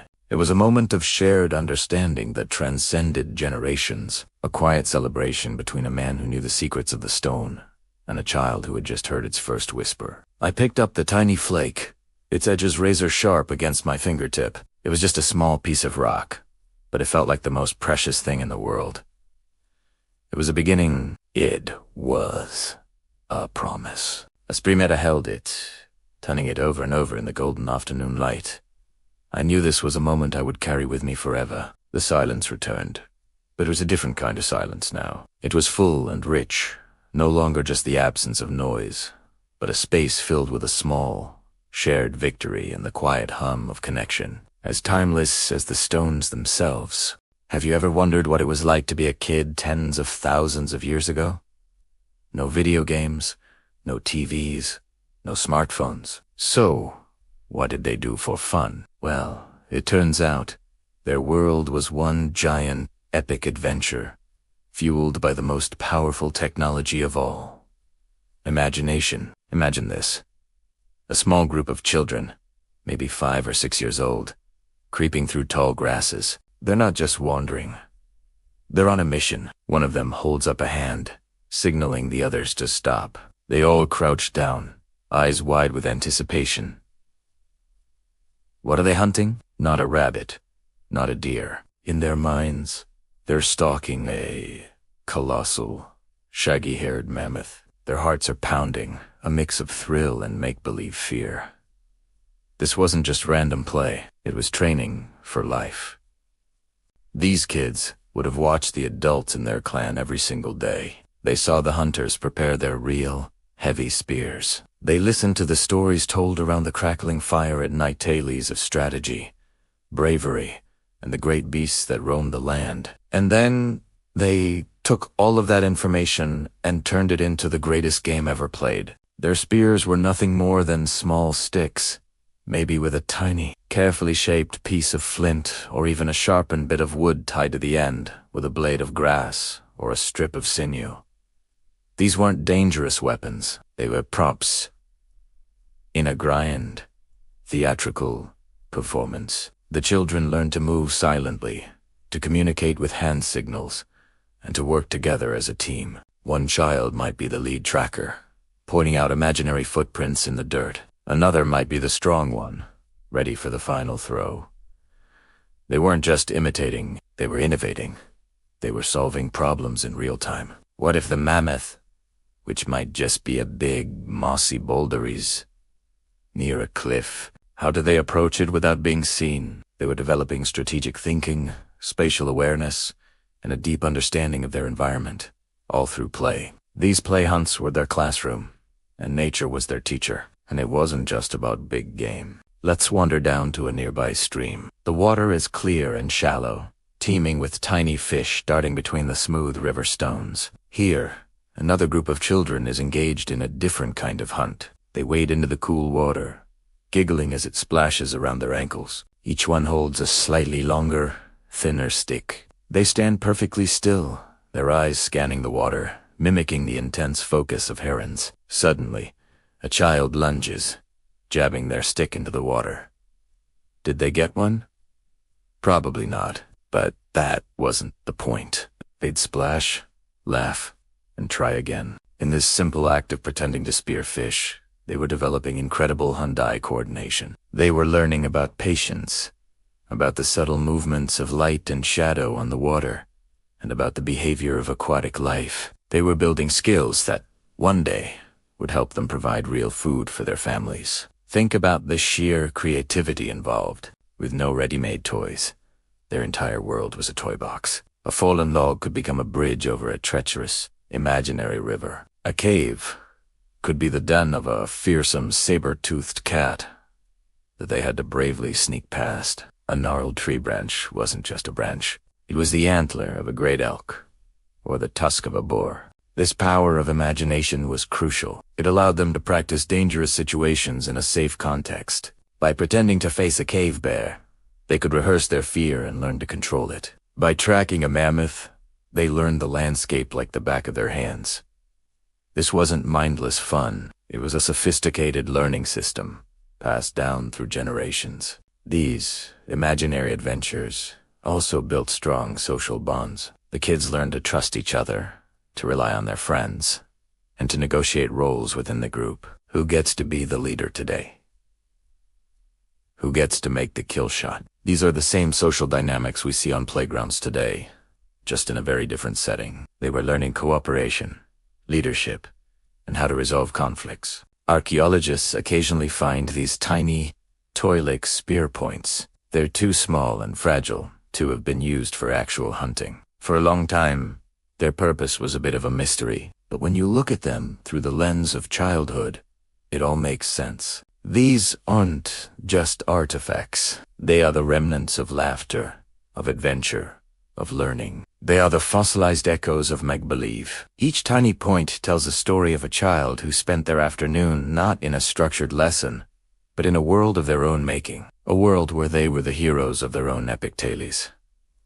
They were preparing for the future, not by memorizing facts, but by living, breathing, and playing out the roles they would one day fill. So the next time you see children playing, making up stories, and turning simple objects into fantastical things, remember that you're witnessing something ancient and profound. You're seeing the very essence of human learning and innovation at work. That same spark of imagination that allowed a child 30,000 years ago to see a mammoth and a boulder is the same spark that eventually led us to build cities, write symphonies, and even travel to the stars. It all started there, in the playful hunts and imaginary adventures of our youngest ancestors. Thanks for watching. If you enjoyed this journey back in time, don't forget to like, subscribe, and hit the notification bell for more stories from our deep past. See you next time. Have you ever wondered how our ancestors survived? Not just the adults, but the entire community, including the children. It wasn't just about strength or luck. It was about knowledge, about skills passed down through generations. Today, we're diving deep into one of the most crucial aspects of human survival, the transmission of essential skills. And it all starts with something surprisingly familiar: toys. Let's journey back in time, tens of thousands of years ago. Imagine a small group of early humans, living in a world filled with both incredible beauty and immense danger. Every day was a challenge. Finding food, building shelter, staying safe from predators. These weren't just jobs. They were the very fabric of existence. For the group to thrive, every single member had to contribute, and that included the children. But how do you teach a child to hunt, to forage, to craft tools, when their hands are small and the stakes are life and death? You don't just hand a 5-year-old a full-size spear and wish them luck. The answer was ingenious, a practice that we can see echoed in toy chests around the world today. Our ancestors created miniature versions of their most vital tools. These weren't just playthings. A small, perfectly balanced spear, a tiny bow with blunted arrows, a little stone handaxe that fit snugly in a child's palm. These were the first classrooms. They were the simulators of the ancient world. Through play, children learned the fundamental motions of survival. They practiced aiming, throwing, and striking. They developed the hand-eye coordination, the muscle memory, and the instincts they would need to become proficient providers and protectors for their family. Think about it. While the child was playing at hunting, they were actually learning how to track. They were learning how to be patient, how to move silently, how to understand the wind and the environment around them. This wasn't a formal lesson with a textbook. It was learning by doing the most effective method known to humankind. The game was simple: imitate the adults. The prize was survival. This process of skill transmission was the invisible thread that held ancient societies together. It ensured that the collective knowledge of the group wasn't lost when an elder passed away. Every lesson, every technique for knapping flint or identifying an edible plant was a precious piece of a cultural puzzle. By teaching the young, the adults were essentially investing in the future of their entire lineage. They were ensuring the group's continuity. The creation of these miniature tools was a profound act of foresight and care. It demonstrated a deep understanding of child development. It showed that our ancestors recognized that children learn best through hands-on, engaging activities that feel like play. This wasn't just about physical skills. either. It was also about social and cognitive development. As children played together with their mini tools, they were learning to cooperate, to strategize, and to communicate. They would organize mock hunts, assign roles, and work as a team. Who would be the tracker? Who would flush out the prey? Perhaps a rolling gourd or a scurrying lizard. These games were rehearsals for the complex social dynamics of a real hunt. They were learning the importance of teamwork, the foundation of any successful human group. Furthermore, this practice instilled a sense of purpose and belonging from a very young age. Children weren't just seen as mouths to feed. They were apprentices, valued members of the community with a clear and vital role to play. They could see their future selves in the adults they admired. They understood that their play had a real-world application, that the skills they were honing would one day contribute directly to the well-being of their loved ones. This connection gave them a powerful sense of identity and responsibility. This educational model wasn't limited to hunting. The same principle applied to every aspect of life. Little baskets for practicing gathering, small grinding stones for learning how to process grains and nuts, or pieces of hide and sinew for practicing sewing. Girls and boys alike were given the tools to master the responsibilities they would one day inherit. Let's consider the cognitive load. By breaking down complex tasks into smaller, manageable steps, our ancestors made learning accessible. You don't learn to build a shelter in a day. You start by learning to tie a proper knot. You don't become a master toolmaker overnight. You start by learning which stones are right, how to strike them, and how to feel the subtle fractures in the rock. The miniature tools were the first step on this long ladder of learning. They allowed for repetition and mastery in a low-stakes environment, where a mistake didn't mean a broken tool or a missed meal, but simply a chance to try again. This method is so effective that we still see its legacy everywhere. Think about a child's play kitchen, complete with plastic food in tiny pots and pans. They are mimicking the actions they see their parents do every day. They are learning about sequencing, about ingredients, about the social ritual of sharing a meal. Think about building blocks. They teach spatial reasoning, physics, and problem-solving, the foundational skills of an engineer or an architect. The tools may have changed, but the fundamental principle remains the same. Play is work. Play is learning. For our ancient ancestors, this wasn't just a philosophy. It was a non-negotiable strategy for survival. The groups that were best at teaching their children, at passing on their collective wisdom, were the ones that endured. They were the ones who could adapt to changing climates, to new territories, and to unforeseen challenges. Their resilience was built not on the strength of one individual, but on the shared knowledge of the entire community, a chain of wisdom linking the old to the young. The miniature spear wasn't just a toy. It was a promise. It was a symbol of continuity. It represented the sacred trust between generations, the duty to teach, and the eagerness to learn. It was a tangible expression of hope for the future, a belief that the skills honed today would ensure the dawn of tomorrow. When we look back at the archaeological record and find these tiny, beautifully crafted artifacts, we're not just looking at ancient toys. We're looking at the very first textbooks. We're seeing the evidence of a sophisticated and deeply human educational system, one that recognized the immense potential within every child and understood that the survival of the group depended on nurturing that potential. It's a powerful reminder that teaching is one of the oldest and most vital human acts, the essential thread that connects us all to our deep past and guides us toward our collective future. So the next time you see a child deeply engrossed in play, remember the echoes of our ancient past. Remember the small hands holding a miniature axe, learning the rhythms of survival. In Tircame, you are witnessing the continuation of a tradition tens of thousands of years old, the beautiful, essential dance of skill transmission that has allowed humanity to not just survive, but to thrive. Thanks so much for joining me on this journey into the past. If you found this fascinating, please hit that like button and subscribe for more deep dives into the story of us. See you next time. Have you ever wondered what kids did for fun before smartphones and video games? It might surprise you to learn that for thousands of years, children across the globe were expert craftspeople, making their own miniature tools. This wasn't just play. It was a fundamental part of growing up, a way to learn, connect, and prepare for adult life. Today, let us travel back in time and across continents to explore the fascinating world of children. Our journey begins in prehistoric Europe. Archaeologists digging in ancient sites have unearthed something truly special.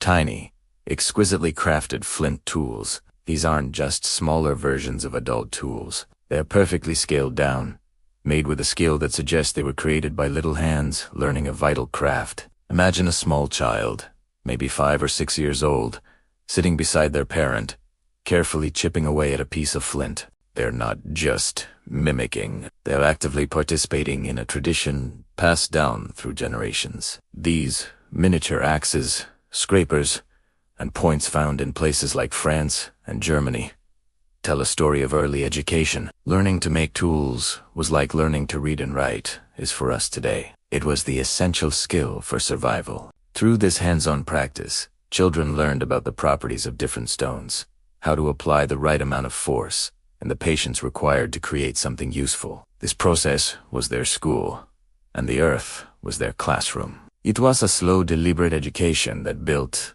not just practical skills, but also fine motor control and problem-solving abilities that would serve them for the rest of their lives. Now, let's cross the Atlantic to North America, where the story of children's tools takes on a slightly different, but equally rich, character. Here, among various indigenous communities, the tradition of making miniature items was deeply woven into the fabric of social and spiritual life. We find tiny, beautifully made pottery, small bows and arrows, and miniature baskets. These weren't just for practice.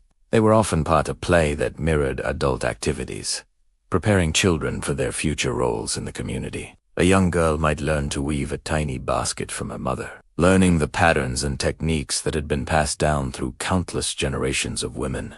A young boy would craft a small bow, learning the art of hunting, not just as a means of getting food, but as a respectful relationship with nature. In many cultures, these miniature objects also held spiritual significance. They might be used in ceremonies or given as offerings, connecting the child to the spiritual world from a very young age. This kind of learning was holistic. It wasn't just about the physical act of making something. It was about understanding one's place in the family, the community, and the cosmos. It taught values like patience, respect for materials, and the importance of tradition. Our next stop takes us to the vast, cold landscapes of Siberia. Life here has always been challenging, and survival has depended on incredible ingenuity and resilience. It's no surprise, then, that children's toolmaking in this region is a masterclass in resource. Among groups like the Uwinki and the Chukchi, children learn to make tools from a very young age, using materials like bone, antler, and wood. Think about a child learning to carve a miniature sleigh or a tiny harpoon tip from a piece of reindeer antler.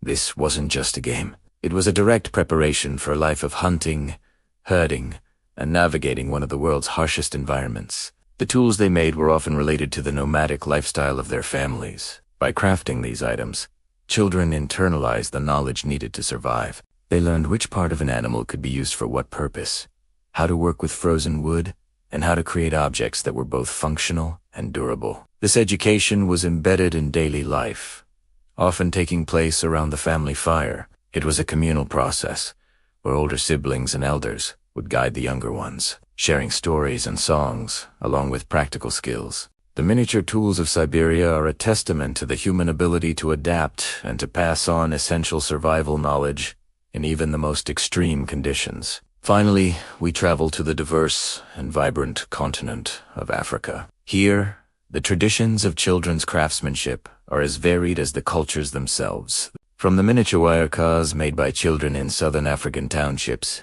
to the small clay figures and pots crafted in villages across the continent, play and creation are inseparable. In many agricultural communities, children would make small-scale farming implements, like tiny hoes or digging sticks. This type of play was a direct rehearsal for their future roles in providing for their families. They would create their own little gardens, tending to them with the tools they had made themselves. This wasn't just about learning the mechanics of farming. It was about understanding the rhythm of the seasons, the importance of water, and the connection to the land that sustains them. In other communities, particularly among pastoralist groups, like the Maasai, children might craft miniature spears and shields, playing games that mimicked the bravery and skills required to protect their herds.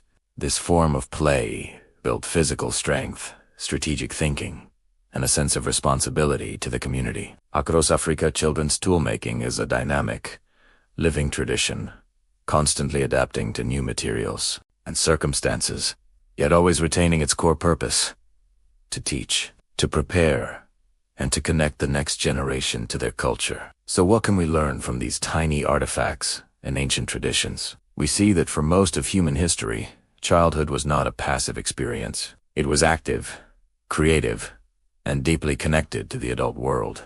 Making tools was a form of education that was hands-on, self-directed, and incredibly effective.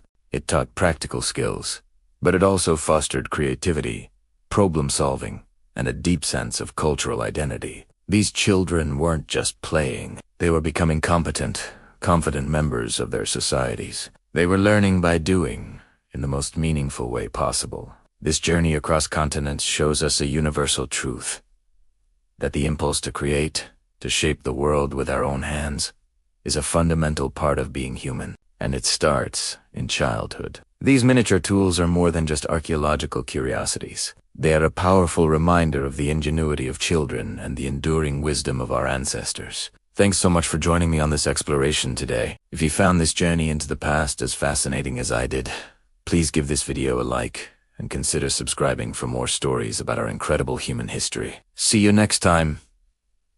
Hello everyone, and welcome back to our channel. Today, we're diving into a topic that's incredibly close to my heart, something that beautifully blends craftsmanship with deep emotional meaning. We're exploring the world of miniature tools, but not just as novelties or collectibles. We're going to uncover their role as profound gifts, as symbols of encouragement, and as markers of significant life moments. Have you ever received a gift that was small in size but monumental in meaning? That's exactly the kind of story we're unpacking today. These tiny artifacts aren't just scaled-down versions of their larger counterparts. They are vessels of hope, love, and tradition, carefully crafted by adults and passed down to the next generation. It's a tradition that speaks volumes, a quiet language of support and belief. So, let's get our magnifying glasses ready and explore the heartwarming world of miniature tools as gifts. When we think of a rite of passage, we often imagine grand ceremonies or significant achievements of graduation,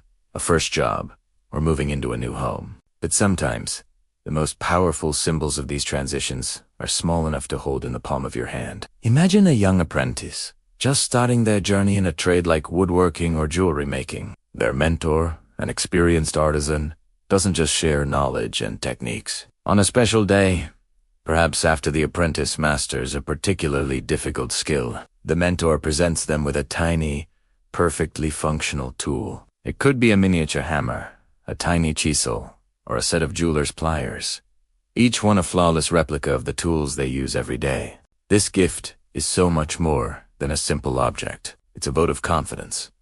It's the mentor saying, "I see your potential. I believe in your future. You are one of us now." This small tool becomes a tangible link between generations, a physical representation of a legacy being passed on. It's not about its utility in that moment, but about the promise of utility in the future. The apprentice can carry it in their pocket, a constant reminder of their goal and the person who believed in them from the very beginning. It's a powerful motivator, a personal touchstone that fuels their passion and dedication through the long hours of practice and the inevitable frustrations of learning a craft. This tradition isn't confined to formal apprenticeships. It happens within families, too, often in a much more personal and intimate way. Think of a grandfather who spent his life as a mechanic, his hands forever stained with the grease and oil of countless repairs. He watches his grandchild, who is always curious, always tinkering, always asking how things work, on their 10th birthday, instead of a typical toy. The grandfather presents a small, beautifully crafted wrench, polished to a shine. It fits perfectly in the child's small hand. As he uses it, he might share a story about his first car, or the most challenging engine he ever fixed. That tiny wrench isn't just a piece of metal. It's an invitation. It's the grandfather sharing a piece of his own identity, his life's passion, and inviting his grandchild into that world. It's a way of saying, "This is what I love, and I see that same spark in you." This act forges a unique bond, creating a shared interest that transcends age. The child might use that miniature wrench to help with projects, tightening a bolt on a bicycle or taking apart an old clock. Each turn of the wrench is a moment of connection, a memory being built. The tool becomes a symbol of their special relationship, a story they can both tell for years to come. It's a legacy of curiosity, problem-solving, and the simple joy of working with your hands. The emotional weight of these gifts also comes from the incredible effort and skill required to create them. Making a miniature tool isn't easy. It often requires more precision and patience than making its full-sized equivalent. The creator, whether a professional artisan or a dedicated hobbyist, pours hours of meticulous work into each tiny detail. They have to shape the metal, turn the wood for the handle, and ensure every part is perfectly proportioned and, in many cases, fully functional. This dedication is a testament to their love and respect for the recipient. It's a physical manifestation of their care. When you receive a gift like this, you're not just getting an object. You're receiving a piece of someone's time, their focus, and their talent. You can feel the intention behind it. You know that someone sat at a workbench, perhaps for many evenings, carefully filing, sanding, and assembling this tiny treasure just for you.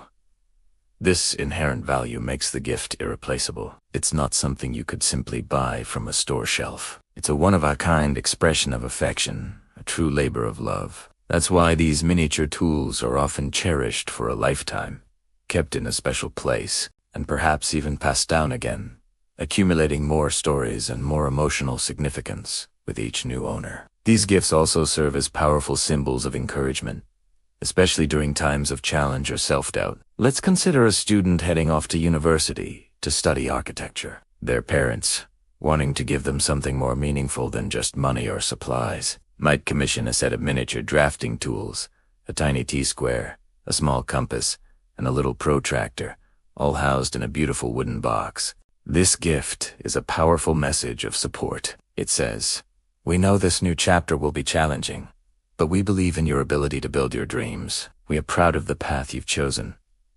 Every time the student feels overwhelmed by their coursework or anxious about the future, they can look at these miniature tools. They serve as a tangible reminder of their family's unwavering faith in them. It's a small anchor in the storm of academic pressure. The tools represent the foundational skills they are learning, but on a personal, intimate scale. They are a miniature blueprint for success, a quiet source of strength that can be revisited again and again. It's a way for loved ones to be present, offering silent encouragement, even when they are miles away. This gesture transforms a simple set of tools into a personal talisman for perseverance and achievement. Moreover, the act of giving a miniature tool can mark a transition from childhood to adulthood.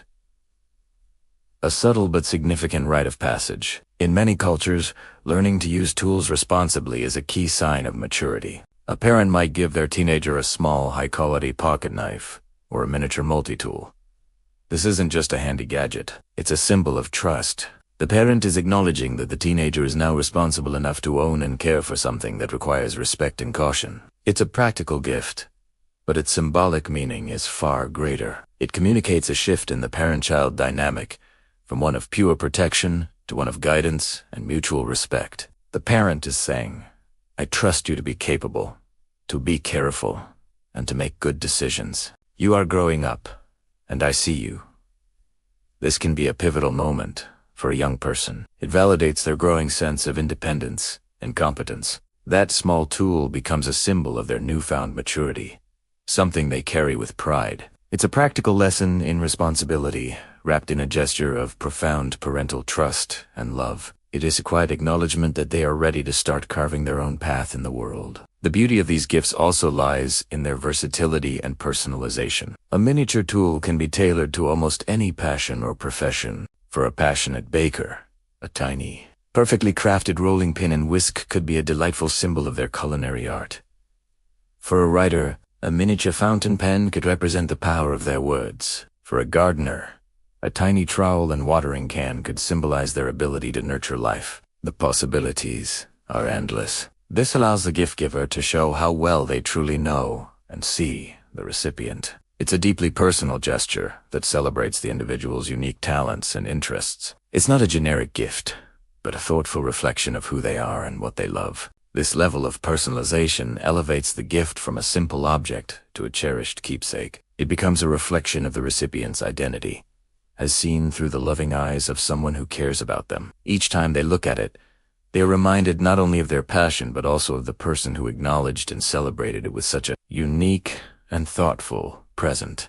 In a world that is increasingly digital and intangible, these physical, handcrafted gifts hold a special kind of magic. They are grounding. They connect us to the physical world, to the satisfaction of making something with our hands, and to the people who matter most to us. A miniature tool as a gift is a story, a promise, and a piece of someone's heart, all wrapped up in one tiny, perfect package. It represents a belief in potential, a celebration of skill, and a deep, enduring connection. It's a reminder that the biggest, most meaningful sentiments can often be expressed in the smallest of ways. These are not just gifts for a moment. They are heirlooms for a lifetime, carrying forward legacies of craft, passion, and love from one generation to the next. So, the next time you see a miniature tool, I hope you'll see it in a new light. Look beyond the novelty and consider the story it might tell. Whose hands crafted it?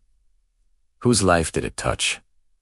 What dreams did it represent? These tiny objects hold vast worlds of emotional detail, reminding us that the most powerful encouragement often comes in the quietest, most personal forms. Thank you so much for joining me on this journey today. I'd love to hear your stories in the comments below. Have you ever given or received a gift like this?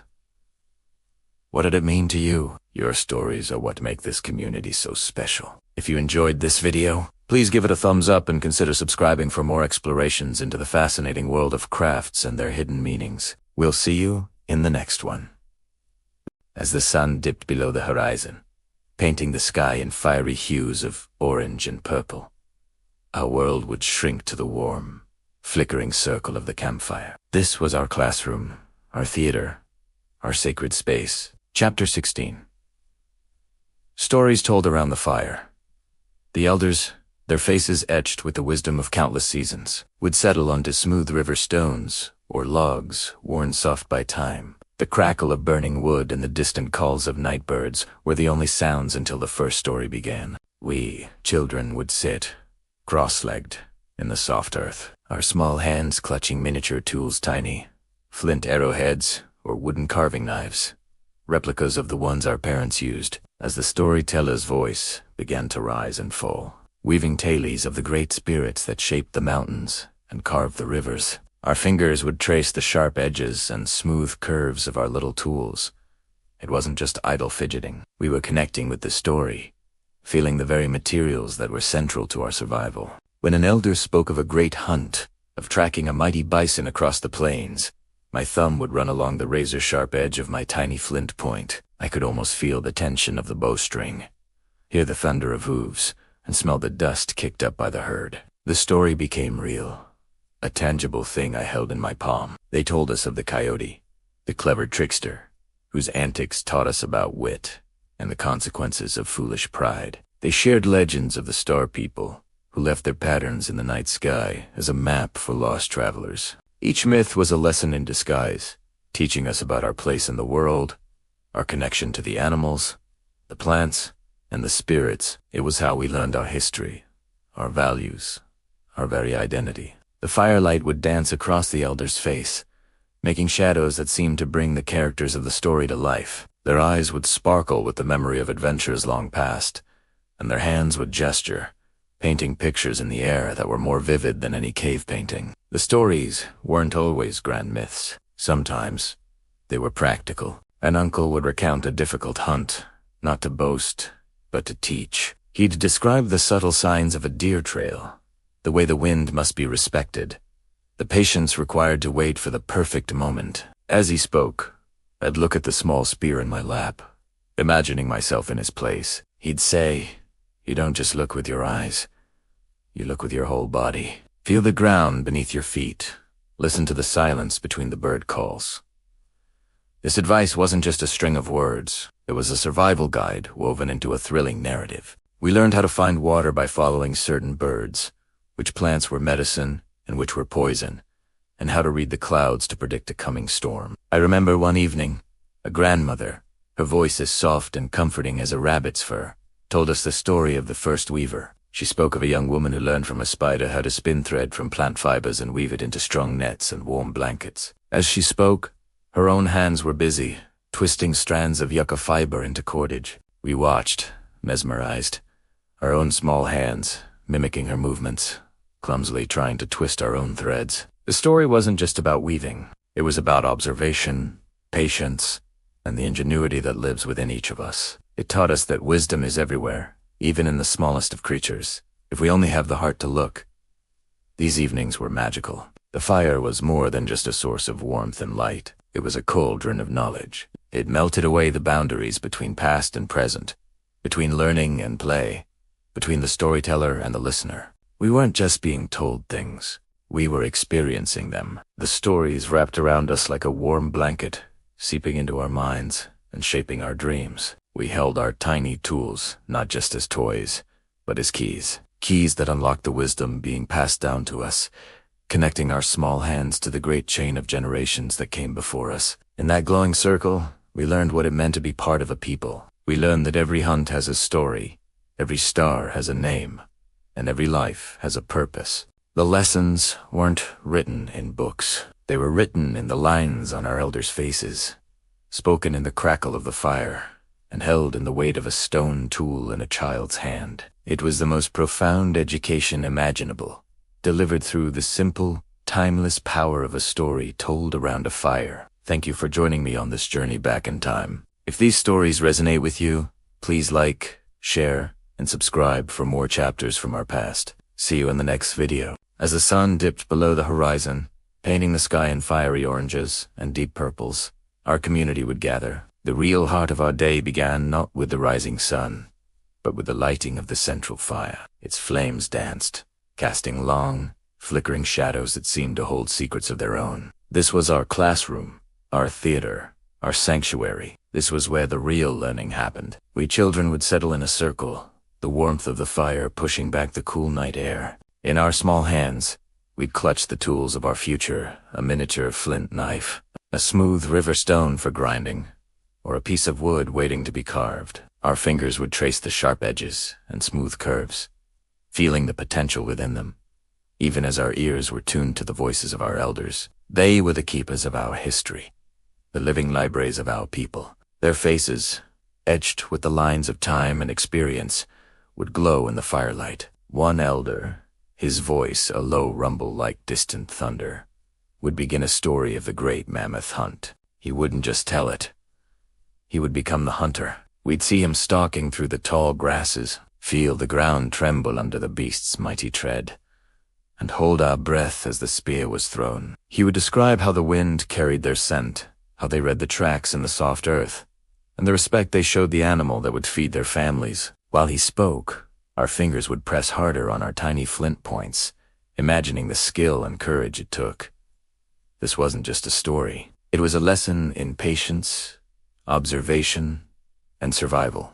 Then, a grandmother, her voice as soft and comforting as a rabbit's fur, would share the myths of the sky. She would point to the glittering tapestry above us, weaving tales of the stars. That cluster, she'd say, was a group of brothers who got lost and were guided home by the North Star's unwavering light. The streak of the Milky Way was the path of spirits on their journey to the afterlife. She told us how the moon's phases dictated the best times to plant and to fish. As she spoke, we would look up, and the night sky was no longer just a collection of random lights. It became a map, a calendar, and a storybook filled with our ancestors. We learned our place in the cosmos, connected to everything above and below. The stories were also filled with practical advice, cleverly disguised as entertainment. A tale about a cunning fox who outsmarted a lazy wolf taught us the importance of hard work and thinking ahead. A story about a boy who wandered too far from the camp and encountered a grumpy bear was a stark reminder to stay within safe boundaries. They told us which plants healed and which harmed through stories of a girl who learned the secrets of the forest from the trees themselves. Every myth had a moral, every legend a lesson. They weren't just abstract rules. They were embedded in characters we knew and adventures we could imagine. While we listened, mesmerized, our hands were never still. We mimicked the motions of tanning a hide as an elder described the process, or practiced tying a special knot he showed us. We would trace the shapes of the animals he described onto flat stones, our first attempts at art and recording history. The physical act of holding and manipulating our tools while absorbing the oral knowledge created a powerful link. The stories weren't just heard, they were felt. The weight of the stone in our palm became the weight of responsibility. The sharpness of the flint became the sharpness of mind required to survive. Sometimes, the elders would pause and ask us questions. What would you have done? Which way does the wind blow in this story? What does this plant look like? It wasn't a test, but an invitation to participate, to think critically. They encouraged us to share our own small stories of finding a bird's nest or tracking a beetle across the sand. They listened with the same respect they commanded, valuing our perspectives. This taught us that everyone's story matters, and that we too would one day be the storytellers. The fire would slowly burn down to glowing embers, the stories winding to a close. We'd feel a sense of peace and belonging, our minds full of heroes and spirits, our hearts full of the wisdom of generations. We weren't just children listening to old tales. We were apprentices, learning the intricate art of living. The fire was our guide, the stories were our tools, and the elders were our masters. In the warmth of that flickering light, knowledge was not just passed down. It was woven into the very fabric of our being, ensuring that as long as the fire was lit and the stories were told, our people would endure. This magical exchange, this dance of words and wisdom around the flames, was the true foundation of our world. Thank you for joining me on this journey back in time. If these stories resonate with you, consider subscribing for more chapters from our shared human history. Until next time, keep your own fires burning bright. Hello everyone, and welcome back to the channel. Today, we're diving into one of archaeology's most charming and perplexing mysteries: miniature artifacts. Imagine digging through layers of soil, carefully brushing away the earth, and uncovering a tiny, perfectly formed axe head, no bigger than your thumb. Or a miniature pot so small it could only hold a few drops of water. The immediate question that pops into your mind is, what on earth was this for? Was it a child's toy from thousands of years ago? A practice piece for an apprentice learning a craft? Or did it hold a much deeper, symbolic meaning? This is the puzzle we go in to explore today. The fascinating debate over whether these tiny treasures were toys, tools for training, or something else entirely. Archaeologists all over the world have found these miniature objects, from the stone tools of our prehistoric ancestors to the intricate metalwork of ancient civilizations. They are found in a variety of contexts, buried in the ruins of homes, placed carefully in graves, or even discarded in ancient workshops. This variety is what makes them so difficult to interpret. There isn't a single, one-size-fits-all answer. Instead, researchers have to act like detectives, piecing together clues from the object itself, its material, where it was found, and the culture that created it. Each miniature artifact tells a unique story, and figuring out that story is a real challenge. So, let's start by looking at the most popular theory, that these were simply toys, made for the children of the past. The idea that these miniatures were toys is incredibly appealing. It connects us to ancient people on a very human level. We can easily picture a child in ancient Egypt, playing with a small wooden boat, or a young Roman girl arranging tiny ceramic dishes for a pretend feast. And there's good evidence to support this idea. In many cultures, these miniature items are found in domestic settings, like the floors of houses where children would have played. For example, archaeologists have unearthed tiny pieces of furniture, small animal figurines, and miniature weapons from the ruins of Roman villas and towns like Pompeii. The context here strongly suggests they were part of a child's world. Furthermore, some of these objects show signs of wear and tear consistent with play. They might be scuffed, chipped, or broken in ways that suggest they were handled frequently and perhaps not always gently, just as a beloved toy would be. Think about your own childhood. Toys, how many of them survived completely intact? This physical evidence can be a powerful clue. Also, ethnographic studies of more recent traditional societies show that children are often given small, non-functional versions of adult tools to play with. This helps them learn social roles and imitate the adults around them. It's a form of play-based learning that has likely existed for millennia. So, when we find a tiny, blunt stone axe, it's not a huge leap to imagine a prehistoric child mimicking their parents. However, The toy theory doesn't explain everything. Many of these miniature artifacts are far too delicate or made from materials too precious to be given to a child. Imagine finding a miniature dagger crafted from gold or a tiny pot made from a rare, imported stone. Would you give that to a toddler? Probably not. This is where a second major theory comes into play.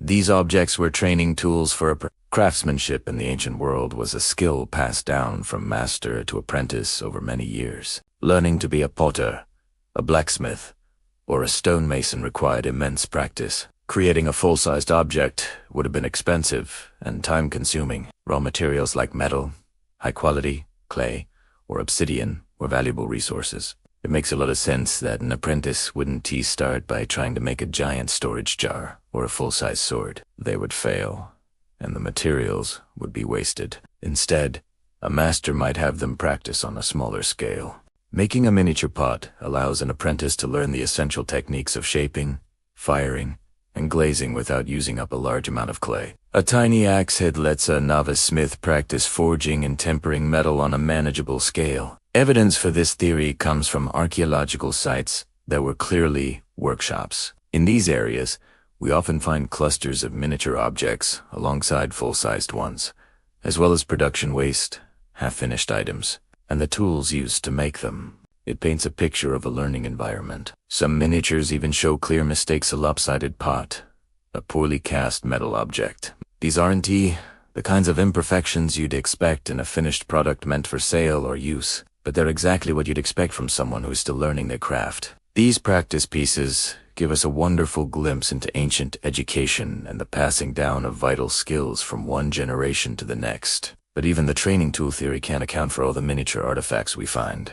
What about the tiny, perfectly crafted items found in graves or at sacred sites? These objects are often made with incredible skill, from precious materials, and show no signs of use or play. They were clearly not toys for the deceased to play with in the afterlife, nor were they practice pieces. This leads us to our third major explanation. These were ritual or votive offerings. In many ancient religions, giving offerings to the gods was a central part of worship. People would offer food, animals, or valuable items to gain favor, give thanks, or ask for protection. But making a full-sized offering could be very costly. If you were a poor farmer, you might not be able to afford to sacrifice a real bull or give away a full-sized bronze tripod. A miniature version, however, served the same symbolic purpose at a fraction of the cost. The intention was what mattered. The tiny object acted as a stand-in, a symbol of the real thing. This is why we find caches of miniature weapons, tools, and chariots buried at temple sites. These weren't meant for practical use. They were symbolic gifts for the gods. For instance, in ancient Greece, tiny bronze tripods were common offerings at sanctuaries like Olympia. A full-size tripod was a major prize, a symbol of wealth and status. But the miniature version allowed anyone to participate in the ritual. Similarly, miniature objects are frequently found in burials. These are often interpreted as grave goods, items for the deceased to use in the afterlife. But instead of burying a real chariot, which would be enormously expensive and impractical, a family might place a small clay model of a chariot in the tomb. The belief was that the symbolic object would magically become functional for the spirit in the next world. These funerary miniatures provide a fascinating window into ancient beliefs about death and the afterlife.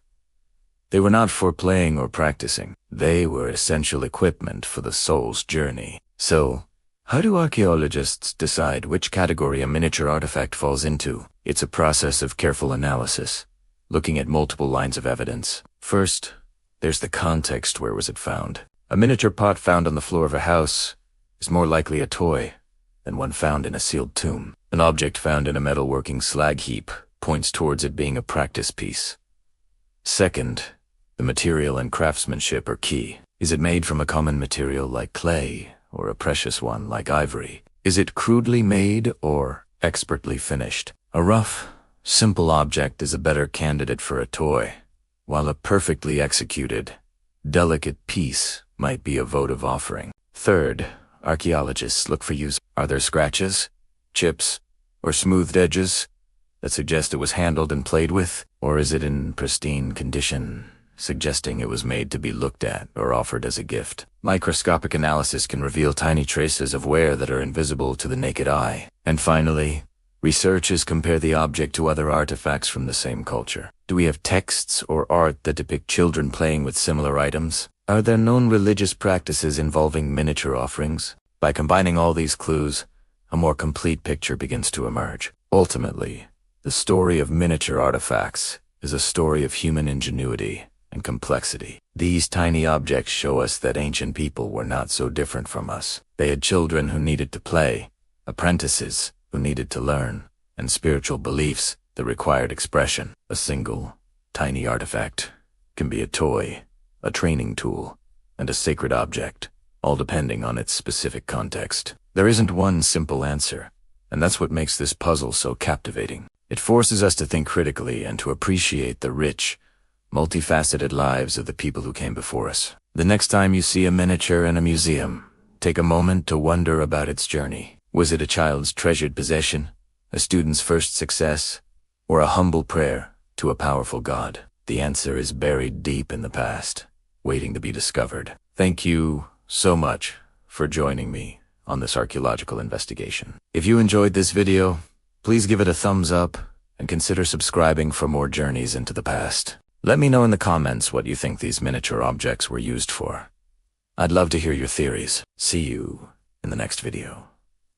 Have you ever looked back at your childhood and realized that the games you played were actually the first steps toward who you are today? It's a fascinating journey. This slow, almost invisible shift from a kid messing around to a young adult with real, tangible skills. This is the story of that transformation, where play becomes practice and practice blossoms into craftsmanship. Think about it. It often starts with a toy, a miniature version of something real. Maybe it was a tiny, colorful plastic hammer and some soft pegs, or a child-sized kitchen set, complete with little pots and pans. For some, it might have been a beginner's art kit with stubby crayons and thin paper. These weren't just distractions. They were the seeds of a future passion. We were imitating the world around us, mimicking the adults we looked up to. We hammered because we saw a carpenter. We cooked because we saw our parents in the kitchen. We drew because we saw art on the walls. In these early moments, there's no pressure, no expectation of perfection. It's pure, unadulterated exploration. Every misshapen clay figure is a masterpiece. Every wobbly tower of blocks is an architectural marvel. This freedom is crucial. It's in this sandbox of imagination that we develop a fundamental feel for materials, for shapes, for cause and effect. Hitting a peg with a toy hammer teaches a basic lesson in force and direction. Mixing colors, even if it just ends up as a brown smudge, is a first lesson in color theory. As we grow, something subtle starts to happen. The world begins to take our play a little more seriously, and so do we. The plastic hammer is replaced by a small, lightweight, real one. The toy kitchen gives way to being allowed to help stir a real pot on the stove, under careful supervision. The crayons are upgraded to a set of watercolor paints or sketching pencils. These aren't toys anymore. They're tools. They're smaller, sure, designed for smaller hands, but they are functional. They can create, and they can also break things. This is a pivotal stage. With real tools comes a new level of engagement. Suddenly, the feedback is real. A real hammer can bend a nail if you don't hit it straight. A real saw can cut a crooked line. The paint will run if you use too much water. This is where the playful exploration starts to merge with problem solving. We're not just imitating anymore. We're trying to achieve a specific outcome. We want the nail to go in straight.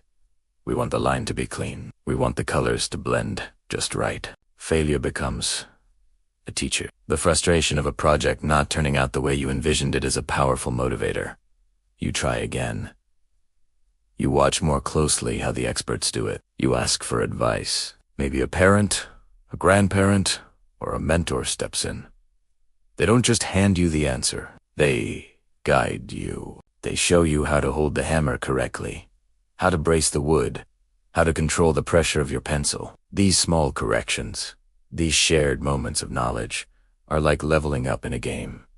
Each one unlocks a new ability. Years pass. The small tools are outgrown, packed away in a box of memories. Now, you're holding the full-sized versions. The heavy hammer feels balanced in your hand. The professional grade saw cuts with a satisfying hum. The artist's canvas is no longer a small sheet of paper, but a large, intimidating blank slate. The tools haven't just grown in size. Your relationship with them has deepened. They are no longer foreign objects, but extensions of your own hands, your own will. You can feel the grain of the wood before you make a cut. You know instinctively how much pressure to apply to a brush to get a certain stroke. You understand the chemistry of the ingredients in a recipe without even thinking. This is where the magic happens.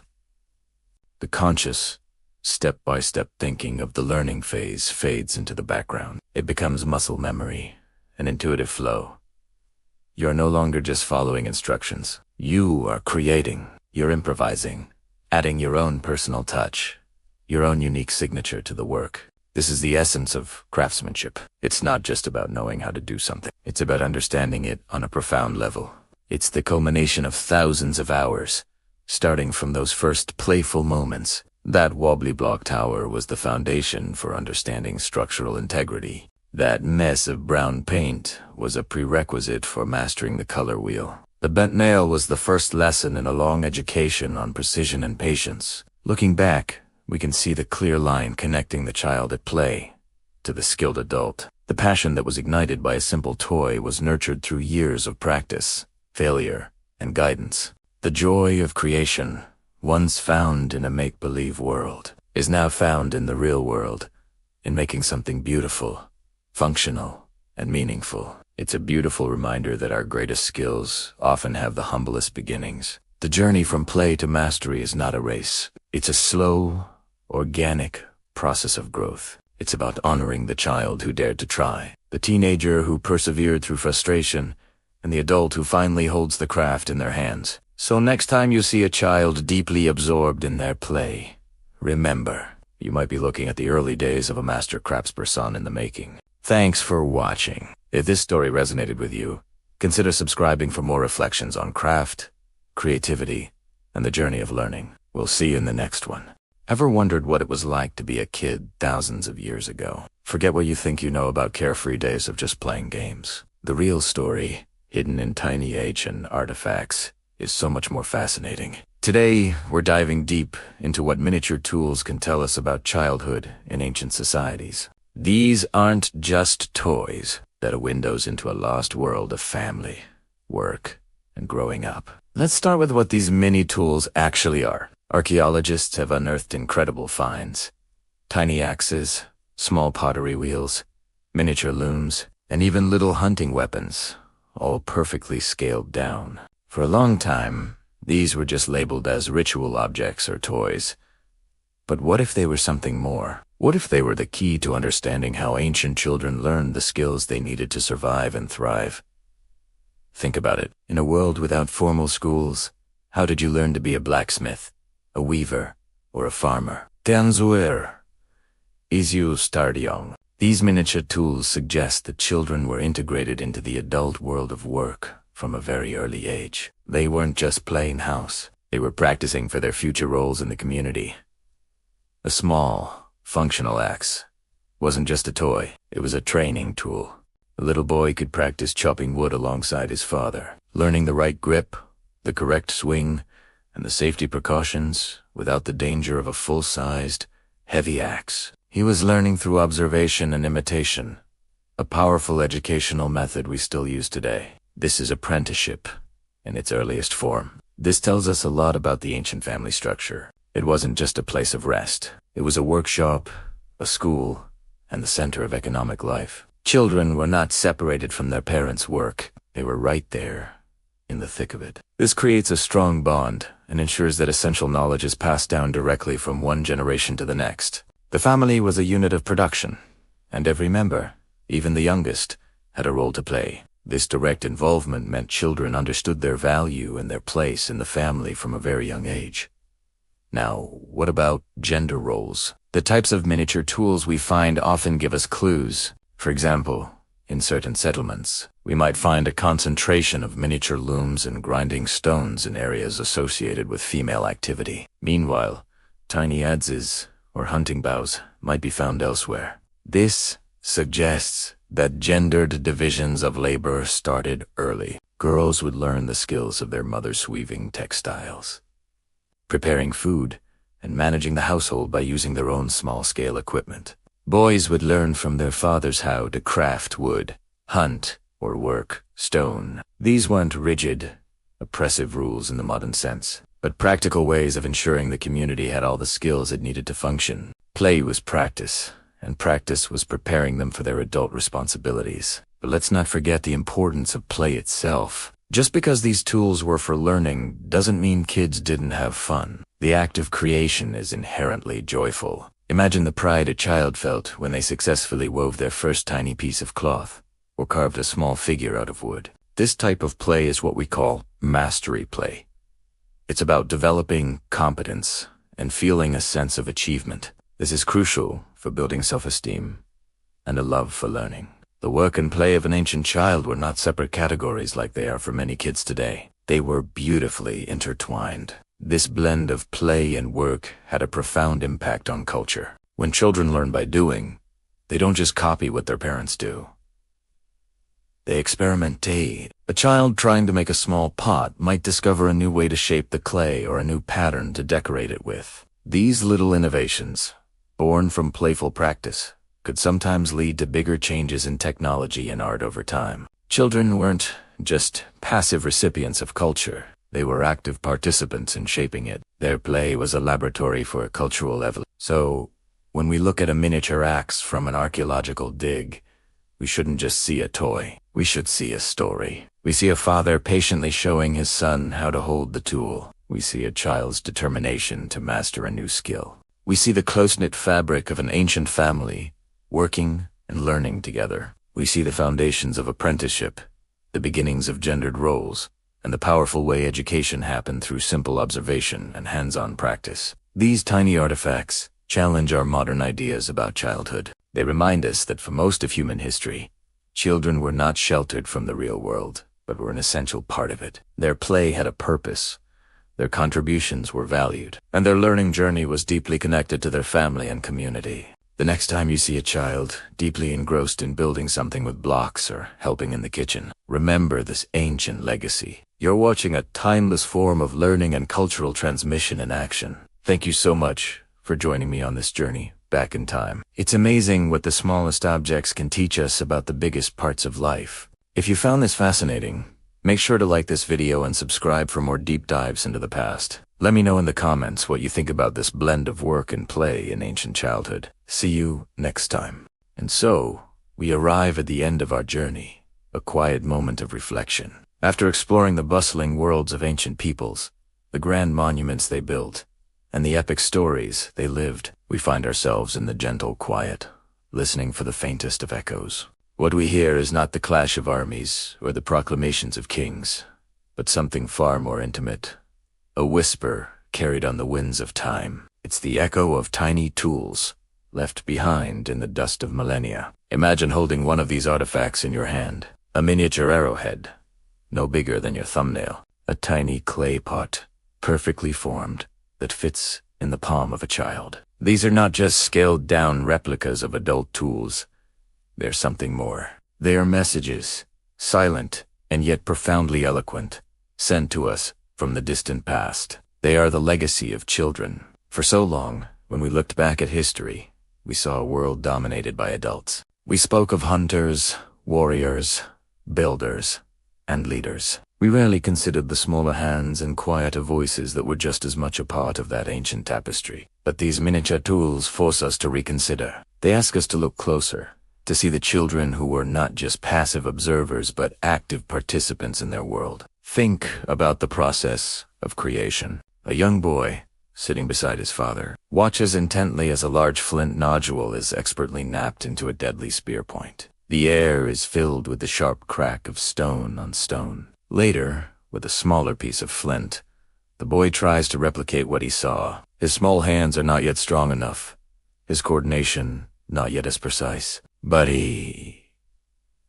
persists. He chips and flakes, learning the feel of the stone, understanding its properties. The result is a miniature arrowhead, a testament to his learning, his patience, his ambition. This wasn't just play, though it was certainly filled with the joy of creation. This was education in its purest form.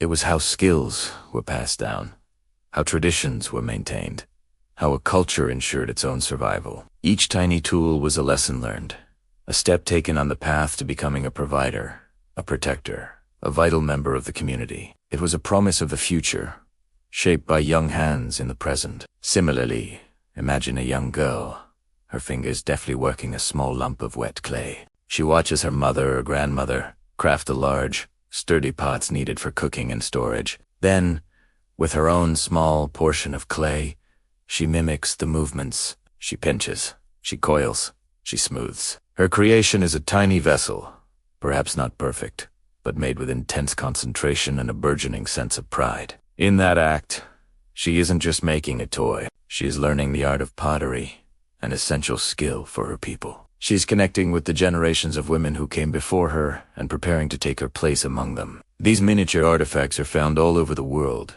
across countless cultures and vast spans of time. From the Stone Age to the early agricultural societies, children were there, learning and contributing in their own ways. They were tending to small garden plots, weaving with small looms, and creating these beautiful, tiny testaments to their existence. They were shaping the future of their people, one small act at a time. When archaeologists unearth these items, it's a moment of profound connection. To excavate a mighty fortress is one thing, but to gently brush the dirt from a tiny, carefully crafted tool is another. It closes the immense gap of time. Suddenly, we're not just studying a faceless, ancient civilization. We are connecting with a child. We can almost see them, sitting in the sun or by the firelight, their brow furrowed in concentration, their small hands working with purpose. These objects give a voice to the voiceless.